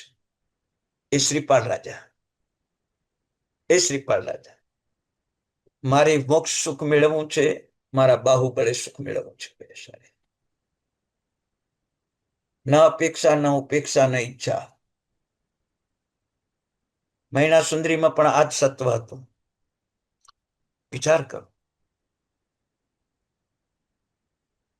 શ્રીપાળ સાથે પરણ્યા ત્યારે એમનું નામ ઉંબર રાણા હતું. મુનિચંદ્ર સુરી ભગવંત પાસે જઈને વિનંતી કરે છે કે ભગવાન, જૈન શાસનનું ખૂન થઈ રહ્યું છે, જૈન શાસનની નિંદા થઈ રહી છે, મને બચાવી લો. શાસનને બચાવવા માટે મારા કારણે અભ્રાજના ન થવી જોઈએ શાસનની. આપણે તો ઉભા ઉભા આઈસ્ક્રીમ બી ખાઈ લઈએ, રસ્તામાં ચા પણ પાણી કરી લઈએ, ગાળેલું પાણી છે કે અળગણ પાણી પૂછવાનું જ નહીં. ભલે હું પૂજા કરું, ભલે હું પ્રતિક્રમણ કરું, 9 પદની હોળી કર્યા પછી પણ મને હોટલમાં પારણું કરવાનું મન થાય. આ ઈચ્છાઓ જો તમે, ઈચ્છાઓ, આ મહિના સુંદરીને જૈન ધર્મની ચિંતા છે. મારા એક પણ આચારથી, મારા શાસનની, ગઈકાલે વાત કરી હતી ને, જૈન શાસનની, જૈન સંઘની વ્યવસ્થાની, મોક્ષની વ્યવસ્થાની હિંસા નહીં જ કરતા. આજે મહિના સુંદરી જૈન સિદ્ધાંતની હિંસા ન થાય, જૈન શાસનની નિંદા ન થાય, એના માટે ગુરુ ભગવંત પાસે મંત્ર માગે છે, આરાધના માગે છે. ગુરુ ભગવાન શાસ્ત્રો ઉલે છે. બોલો, વિચાર કરો, તમે કોઈ ગુરુ ભગવંત પાસે ગયા કે સાહેબ એવી વસ્તુ આલો કે સાહેબને શાસ્ત્ર ઉલેચવા પડે, એવા ભક્ત બનો. અમે મારા સાહેબ પાસે બેસીએ ને, આચાર્ય ભગવંત પાસે બેસીએ ને, તો હીરાભાઈ, અમારે એવું જ વ્યાખ્યાન આપવાનું આવે કે કઈ વાંચવાનું નહીં, રૂટીન મુજબ જે ચાલતું હોય એ જ વ્યાખ્યાન આલો. ઊંચું કોઈ વ્યાખ્યાન આપો તો ઊંઘવા માંડે, બીજે દિવસે વ્યાખ્યાનમાં આવે જ નહીં, કારણ કે જ્ઞાન જ નથી. મહિના સુંદરી પાસે અઢળક જ્ઞાન હતું, જૈન ધર્મનું અઢળક શ્રદ્ધા હતી. મુનિચંદ્ર સુરી ભગવંતને શાસ્ત્ર ઉલેચવું પડ્યું, એમાંથી સિદ્ધ ચક્ર ભગવાનની શોધ કરી. બોલો, વિચાર કરો. આપણા ગુરુએ આપણા માટે કઈ સંશોધન કર્યું? કુમારપાળ મહારાજા માટે 3.5 કરોડ શ્લોકની રચના હેમચંદ્રાચાર્ય ભગવંતે કરી. કેવા શાસ્ત્રો ઉલેચ્યા હશે, કેવા શાસ્ત્રો ઉલેચ્યા હશે, કેવી જ્ઞાનની અંદરની રુચિ હશે. 32 પ્રકાશનું પુનરાવર્તન ન થાય ત્યાં સુધી પાણી ન વાપરવું, 32 જીન મંદિરના દર્શન ન થાય ત્યાં સુધી પાણી ન વાપરવું. કેવી દ્રઢ શ્રદ્ધા!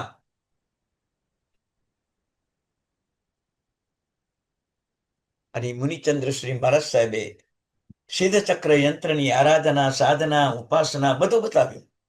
આનંદ આવ્યો. હાસ, હવે મારા જૈન શાસન ઉપર જે આપત્તિ આવી છે દૂર થશે. એ આપત્તિને દૂર કરવાનો આનંદ આવ્યો.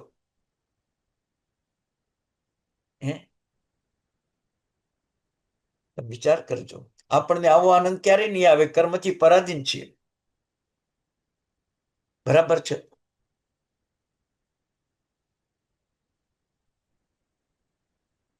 એસો પંચ નમુકારો સપપાવ પણાસણો, એવું જયારે બોલાતું હોય ત્યારે તમારા મનમાં એવી સ્વાર્થ વૃત્તિ આવે ને કે મારે પાપ કરવાની છૂટ, પણ આ નૌકા મારા બધા પાપ ધોઈ નાખશે. વિચાર કરજો, બધાના પાપ ધોઈ નાખશે એવો ભાવ આવ્યો કોઈ દિવસ? બધા પાપ ધોવાનો સ્વાર્થ આવ્યો, પણ બધાના પાપ ધોવાઈ જાય માટે મારે નૌકાર ગણવાનો. પૃથ્વી કાય, અપ કાય, તેવું કાય, વાવ કાય, વનસ્પતિ કાય, ત્રસ કાય, આ જીવો કોઈ દિવસ નૌકાર પામવાના નથી. એમના માટે નૌકાર ગણીને એમના પાપોનો ક્ષય કરું એવો ભાવ આવ્યો તમને?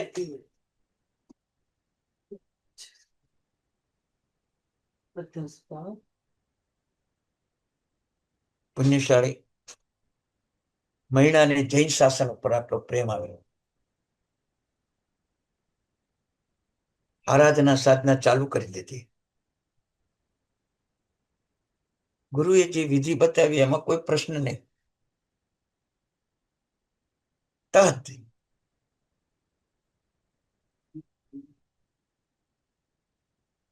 અને 9મા દિવસે શ્રીપાળનો કોઢ મટી ગયો.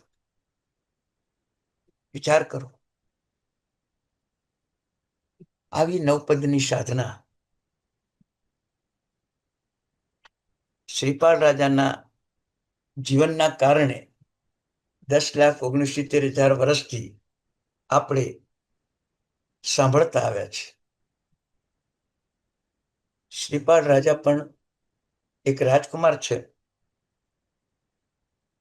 વિચાર કરજો, ચંપા નગરી, સિંહરથ રાજા, કમલપ્રભા રાણી, એમની પુત્ર પ્રાપ્તિ, એનું શ્રીપાળ નામ.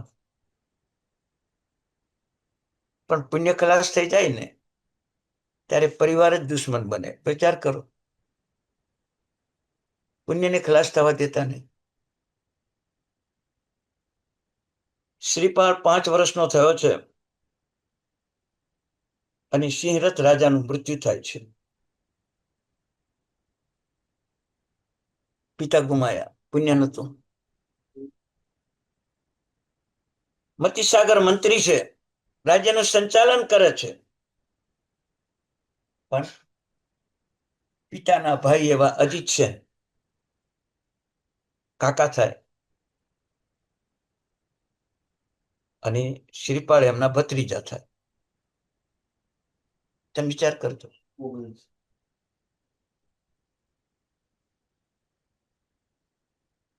અજીત સેનના મનમાં વિચાર આવ્યો, આ શ્રીપાળ શું રાજ ચલાવવાનો છે?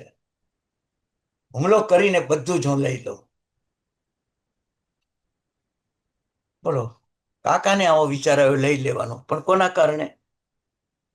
ગઈકાલે તમને પહેલા દિવસે વાત કરી હતી કે દરવાજો બંધ કેમ કરવાનો?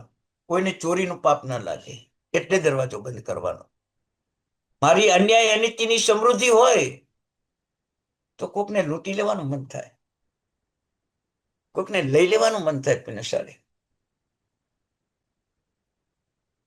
અન્યાય અનિતિની સમૃદ્ધિ ઘરના લોકોને ચોર બનાવી દે, ડાકુ બનાવી દે. તમે વિચાર કરજો, નેપાળના રાજાને પરિવારના સભ્યો જ ખતમ કરી નાખ્યા. વિચાર કરો, આ સંસારમાં કોઈ અન્યાય અનિતિનું કઈક પાપ થઈ ગયું હશે. અજીત સેન કાકા રાજ્યને પડાવી લેવાનો પ્રયાસ કરે છે, અને પુણ્ય પૂરું થયું એટલે એ કમલ પ્રભા શ્રીપાદ મહેલ છોડીને ભાગવું પડ્યું, નગર છોડીને ભાગવું પડ્યું, જંગલમાં જવાનું થયું. અજીત સેનના માણસો પાછળ પડ્યા છે, શ્રીપાળને મારી જ નાખવો છે, ખતમ કરી નાખવો છે, ફરીથી રાજ્ય લેવા ન આવે. કેટલી ચિંતા, મેં કીધું તું ને, આગળ શું પછી શું, આ ત્રણ ચિંતાઓ છે ને. અજીત સેનને આ ત્રણેય ચિંતાઓ કોરી ખાતી. શ્રીપાળને મારવા માટે દોડ્યા. માં છે, દીકરાને બચાવવાનો કેવો પ્રયત્ન કરે, દોડતી દોડતી દોડતી દોડતી આગળ જાય છે. કોઢિયાઓનું ટોળું મળે છે. કોઢિયાઓને કહે છે કે મારા દીકરાને બચાવી લો. બસ કોઢિયાઓ પણ સ્વીકાર કરી લીધો. એક કોઢિયાના ખોળામાં એને બેસાડી દીધો, માથે કપડું ઉઢાડી દીધું, અને કોઢિયાઓનું સ્વરૂપ તો કાલે બતાવ્યું હતું તમને. શું કરે વિચાર કરો. સાવ મૃત્યુ પામવું એના કરતા રોગમય જીવન જીવવું પણ સારું. મારા છોકરાને કદાચ રોગ થશે પણ બચી જશે ને, એ માતાની ભાવના હતી. અજીત સેનના માણસો આવ્યા, કોઢિયાઓને પૂછે છે ક્યાં છે? કે જુઓ સાહેબ, આ બધા અમે 700 કોઢિયાઓ છીએ. હાથમાંથી પગમાંથી લોહી માંસ પરુ વરસે છે. અમને એવા રોગ, ચેપી રોગ છે, તમે બધું જોઈ લો. અમારા 700 નું તમે તપાસ કરી લો, તમને શ્રીપાળ મળે તો લઈ જાઓ, નહીતર જાઓ. પછી છેલ્લા માણસોએ વિચાર કર્યો કે આ લોકોનો સ્પર્શ કરશે તો આપણને રોગ લાગુ પડી જશે, જવા દે, આપણે નથી જવું. બધા ચાલ્યા ગયા. શ્રીપાળ બચી ગયો. હવે શ્રીપાળનો આગળ શું થાય છે એ આપણે થોડું આગળ કાલે કહીશું. પુણ્યશાળી ચાલ. હવે આપને કોઈને કઈ પણ પ્રશ્ન હોય, કઈ પણ પૂછવાનું હોય તો આપ કહી શકો છો.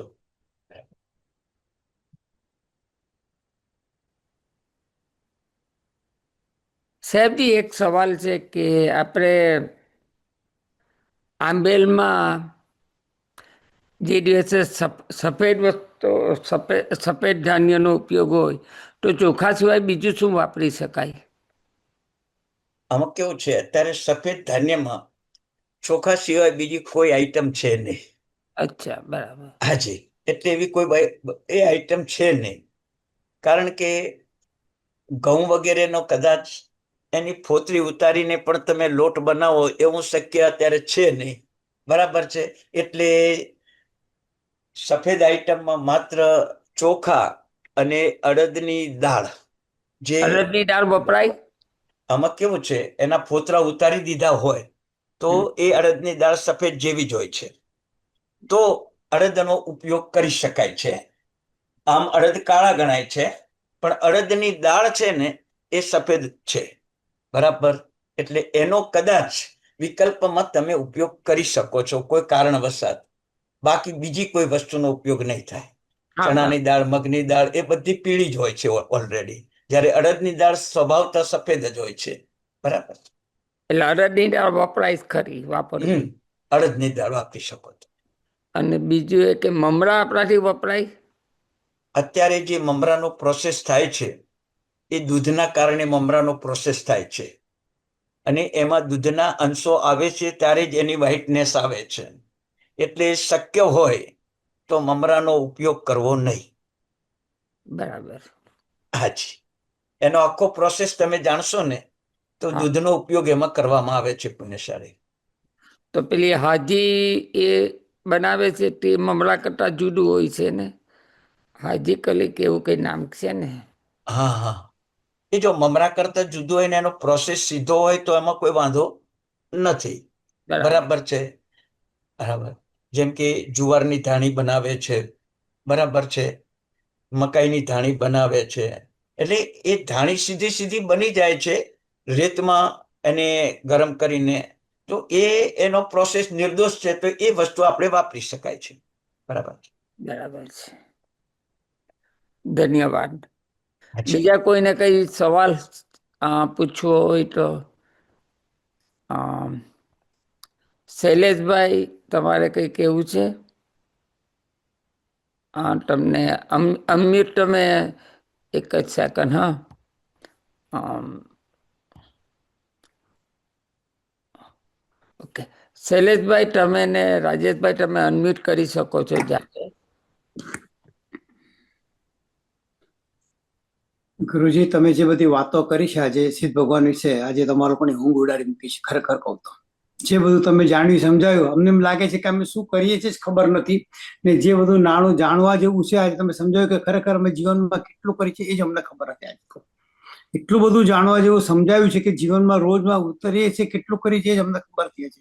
ખરેખર તમે અમને ઊંઘમાંથી જગાડ્યા. સાચી ના, બહુ સુંદર ને બહુ સરસ રીતે સમજાવ્યું છે તમે. ભલે 10 જાતની કાર બતાડી, ખરેખર એ બધું જાણવા જેવું સમજવા જેવું છે. ખરેખર આપણે સિદ્ધ ભગવાનની પૂજા કરીએ છીએ, ભક્તિ કરીએ, બધું કરીએ, પણ ખરેખર આપણે એમને ઓળખ્યા છે ને એ જ આજે તમે સમજાય સરસ સાચું. ના ના, ઘણું ઘણું સુંદર. આપણો ઘણો ઘણો જ આભાર કે આપણે આવી રીતે પ્રભુની વાણી અમને તમે સમજાવો છો. ઘણો ઘણો જ આભાર એ બદલ. મને એક સવાલ છે, પૂછી શકું છું? ચોક્કસ. હેલો. હાજી. હાજી, જય જિનેન્દ્ર. પ્રણામ સર. સૌ તપસ્વી સાતામાં હશે અને ખૂબ ખૂબ અનુમોદના. મારો સવાલ એ છે કે આપણે પ્રતિક્રમણ કરીએ ત્યારે આપણે પચખાણ લઈ લીધેલું હોય છે પાણહરનું, તો પછી અત્યારે તમે જે પચખાણ આપો તે આપણાથી પચખાણ લઈ શકાય? હવે આમાં કેવું છે, શાસ્ત્રમાં વિધાનો છે. પચખાણ લેવાની એક રીત છે કે પ્રતિક્રમણમાં પચખાણ લેવું, પછી બીજું ગુરુની સાક્ષી પચખાણ લેવું, ત્રીજું જ્યારે પણ તમે પરમાત્માના મંદિરમાં જાઓ ત્યાં પચખાણ લેવું, અને ચોથું જ્યારે તમે પચખાણ પાળો છો ત્યારે ફરીથી પણ પચખાણ લેવું. પચખાણ જેટલો સમય આવે ને યોગ્ય લાગે તો સવારના પચખાણો 4 વાર સ્મૃતિમાં લાવવાના છે. સાંજનું પચખાણ તમે ઘરે પ્રતિક્રમણ કર્યું અને પ્રતિક્રમણમાં તમે પચખાણ લઈ લીધું તો પણ કદાચ ગુરુ ભગવાન પાસે જવાનો અવસર આવે તો પણ ગુરુ ભગવાનના મુખે પચખાણ લેવું. પંચમહાવ્રતધારી ગુરુ, મારા જેવા નહીં પાછા, તમે સમજી લેજો. પંચમહાવ્રતધારી ગુરુનો સંયોગ મળે તો ગુરુ પાસે પણ પચખાણ લેવું. આવો એવો શાસ્ત્ર પાઠ છે. બરાબર છે. હવે તમે પચખાણ કરી જ લીધું છે અને છતાંય એને સ્મૃતિમાં લાવો એ કોઈ મોટો દોષ નથી, પણ પચખાણ વારે વારે સ્મરણમાં આવે તો આપણું મોહનીય કર્મ તૂટે એટલા માટે. જેમ નવકાર વારે વારે સ્મરણ કરો 500 સાગરો પરના પાપનો નાશ થાય, એમ પચખાણ એ તો મોટું આવશ્યક છે. સૌથી મોટું આવશ્યક પચખાણ છે. એનું જેટલું સ્મરણ થાય એટલું આપણે સ્મરણ કરવું જોઈએ. એટલે પચખાણ બીજી વખત અવારનવાર લેવાય તેનો કશો કોઈ વાંધો નથી, કોઈ વાંધો નથી. અચ્છા, બીજો સવાલ એ છે કે આપણે ચોવિયાર રેગ્યુલર ઉપવાસ સાંભેલ નહીં કર્યા હોય ને ચોવિયારનું પચખાણ લઈએ, સૂર્યાસ્ત પહેલા જ લઈ જવું એ જરૂરી છે? આમાં કેવું છે, જેવી રીતે નવકારશીનું પચખાણ સૂર્યોદય પહેલા લઈએ અને 48 મિનિટ પછી જ પાળીએ, એનાથી ઉલટું ચોવિયારનું પચખાણ સૂર્યાસ્તના 48 મિનિટ પહેલા લેવાનું છે. એટલે એમ બોલાય છે, દિવસચરીમમ પચકાઈ ચૌયમ પિહારમ અસણમ પાણમ. દિવસચરીમમ પચકાઈ, દિવસના છેલ્લો ભાગ એટલે સૂર્યાસ્તની 48 મિનિટ પહેલા આ પચખાણ લેવાનું હોય છે. એટલે એ 48 મિનિટ પહેલા તમે પચખાણ લેવું જરૂરી છે. અને 48 મિનિટ પહેલા લઈ લીધું હોય પછી પ્રતિક્રમણમાં પણ પાછું એનું સ્મરણ થાય.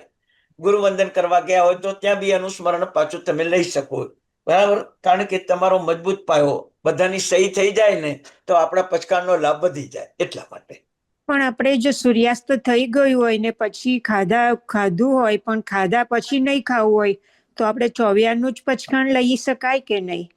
હવે આમાં હીરસુરી મહારાજ સાહેબે પોતાના શેન પ્રશ્ન નામની બુકમાં, એટલે હીરસુરી મહારાજ સાહેબનો પાઠ અને શેન પ્રશ્ન સુરી મહારાજ સાહેબ, શેન સુરી મહારાજ સાહેબ, એમણે એ પાઠમાં એમણે લખ્યું છે કે કદાચ સૂર્યાસ્ત પછી પણ ભોજનાદિ થઈ ગયું હોય તો પણ એક પચખાણ આવશ્યકના નિમિત્તે પ્રતિક્રમણ છોડવું નહીં, પ્રતિક્રમણ કરવું. એનો અર્થ એ થયો કે સૂર્યાસ્ત પછી તમે અડધો કલાકમાં તમે જમ્યા અને પછી તમારે પ્રતિક્રમણ અવશ્ય કરવું, 6 આવશ્યક છોડવા નહીં. તો હવે 6 આવશ્યક છોડવા નહીં, તો એનો અર્થ શું થયો કે સામયિક ચેષ્ટો વાંદણા પ્રતિક્રમણ બધું જ કરવાનું અને છેલ્લે પચખાણ પણ ફરીથી લેવાનું. તો તમે બરાબર. 24 પચખાણ લઈ શકો છો. આવો સેન પ્રશ્નમાં પાઠ છે. ગમે ત્યારે સેન પ્રશ્ન જીવનમાં વાંચી લેજો, ઘણા પ્રશ્નોનું સમાધાન થઈ જશે. હીરસુરી મહારાજ સાહેબના પ્રશ્નો છે, શ્રાવક શ્રાવિકાના પ્રશ્નો છે, અને એની સામે સેનસુરી મહારાજ સાહેબ, હીરસુરી મહારાજ સાહેબ અને તે કાળના મહાન આચાર્ય ભગવંતોએ સુંદર જવાબો આપ્યા છે. 500 થી અધિક પ્રશ્નો છે. બહુ સરસ છણાવટ કરેલી છે. ઘણા બધા પ્રશ્નોનું સમાધાન. શાસ્ત્રો ન વાંચી શકો તો હીર પ્રશ્નોત્તર તમે વાંચી લેજો અને સેન પ્રશ્નોત્તર વાંચી લેજો. સરસ, ખૂબ ખૂબ સરસ રીતે સમજાવ્યું. ખૂબ ખૂબ હાજી. આભાર. જય જિનેન્દ્ર. ઘણું સરસ સમાધાન આપ્યું. આપણે બીજા કોઈને કઈ હોય તો આપણે 1-8 મિનિટ કરીએ, અને નહીં તો પછી આપણે આજના પ્રવચનની આપણે સમાપ્ત કરશું. મારો એક પ્રશ્ન છે. રાજેશભાઈને કઈ પૂછવું તો વાત કરો. હા, બોલો. હા, પ્રણામ પંડિતજી. હાજી, મારે એક પ્રણામ. સવાલ પૂછવો હતો, તો હાજી. થોડો ટાઈમ થઈ ગયો છે, તો અત્યારે હું સવાલ પૂછી લઉં છું પંડિતજી, પણ જો હાજી. જવાબ આપી શકાય તો અત્યારે, અધરવાઇઝ આપણે બીજા ભાઈનો પણ એક પ્રશ્ન લાઈનમાં જ છે. તો એક વસ્તુ ખાસ આ વખતે પૂછવી હતી કે આજનું પ્રવચન સિદ્ધપદનું સાંભળ્યા પછી પંડિતજી એક સવાલ મને વારી ઘડીએ ઉઠ્યા કરતો હતો કે જ્યારે ભગવાનની સ્તવના કરીએ છીએ ને ત્યારે હાજી. બે વસ્તુ સામે હોય છે. અરિહંત બંધાવલી જ્યારે આપણે વાંચીએ છીએ ત્યારે ભગવાનના ઉત્કૃષ્ટ સ્વરૂપનું આપણને ભાન થાય છે, હાજી. એનાથી પ્રભાવિત થઈએ છીએ અને હાજી. તરત જ આપણને આપણા દોષો દેખાવા માંડે છે. હાજી. અને ઘણીવાર અરિહંત બંધાવલી બહાર વાંચતા હોઈએ અને અંદર દોષોનું ગાન ચાલતું હોય છે, હાજી. અને તરત જ આપણને દોષોથી હે બુદ્ધિ થાય છે, એમાંથી બહાર આવવાનું મન થાય છે. હાજી. પરંતુ આજે પંડિતજી તમે જે સિદ્ધપદની વાત કરી એમાં ભાવ પ્રત્યે એક હે બુદ્ધિ બતાવી તમે ઘણી ઘણી સારી રીતે. તો મારે જરાક જાણવું તો એ કે ભગવાનની સ્તવના કરતી વખતે દોષોનું ગાન કરવું, દોષોમાંથી બહાર આવવું, એ જ સતત કર્યા કરતા હોઈએ છીએ. પરંતુ આ ભાવ પ્રત્યે હે બુદ્ધિ કે ભવાતીત અવસ્થા પ્રત્યે ઉપાદેય બુદ્ધિ જે આપણે કહીએ, તમે જે સિદ્ધપદમાં આજે કહ્યું ને તો મને જરા કોન્સ્ટન્ટ એ જ વિચાર આવ્યા કરતો હતો કે આવો તો કોઈ દિવસ વિચાર નથી કર્યો કે આ ભવ જ મારો મેઇન દોષ છે. તો હવે દરરોજના જીવનના દોષો ગણવા કે ભવને મોટો દોષ ગણવો, એ બંનેમાંથી જરાક થોડુંક તમારું સાંભળવું તો કેવી રીતે સ્તવના કરીએ. હવે જુઓ, આને સમજવો છે ને તો આપણે કાલે થોડુંક વિષય આ લઈશું, થોડું વ્યવસ્થિત આપણે સમજશું. કારણ કે કેવું છે કે ગણધર ભગવંતોએ સૂત્રો રચ્યા છે અને આપણે સુધર્મા સ્વામીનાથ સૂત્રો બોલીએ છીએ, અને એની અંદર પુખરવર્દી નામનું સૂત્ર છે, અને એની અંદર એક ગાથા કહી છે કે જાઈ જરા મરણ શોગ પણા સણસ, જન્મ જરા મરણ અને શોકને નાશ કરનાર પ્રભુનું જ્ઞાન છે. તો આ મોટા 4 દોષો છે અને એ શરીરના કારણે આવે છે, અને શરીરના કારણે ભવ આવે છે, ભવના કારણે શરીર, શરીર અને ભવ બેનો અવિનાભાવી સંબંધ છે, અને એ શરીરના કારણે જન્મ જરા મરણ એ વગેરે આપણાના રોગો છે, ભૂખ તરસ થાક ગંદકી રોગો છે, આખરે શું મારું શું, આ બધું શરીરના કારણે છે, અને એના કારણે આત્મગુણની આપણે ચિંતન કરી શકતા નથી. એટલે પહેલા પ્રાથમિક કક્ષાના દોષોને દૂર કરો, અને પછી આ દોષો પણ તમે ધ્યાનમાં રાખીને એક દોષ કાઢવાને પણ આપણે પ્રયત્ન કરવો પડશે પુણ્યશાળી.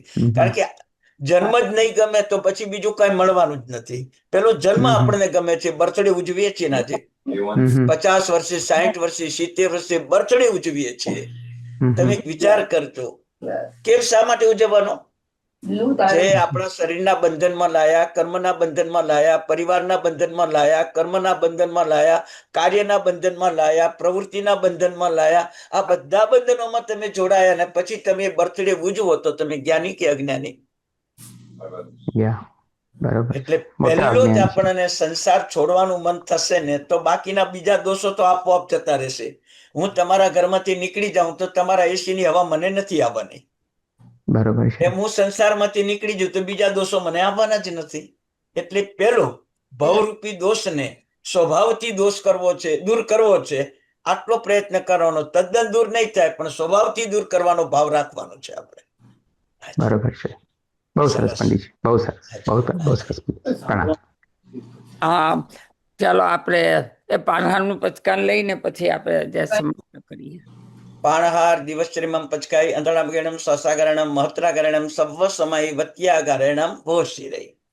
બહુ સરસ. સર્વમંગલમાંગલ્યમ સર્વકલ્યાણકારણમ પ્રધાનમ સર્વધર્માણામ જૈનમ જયતિ શાસનમ.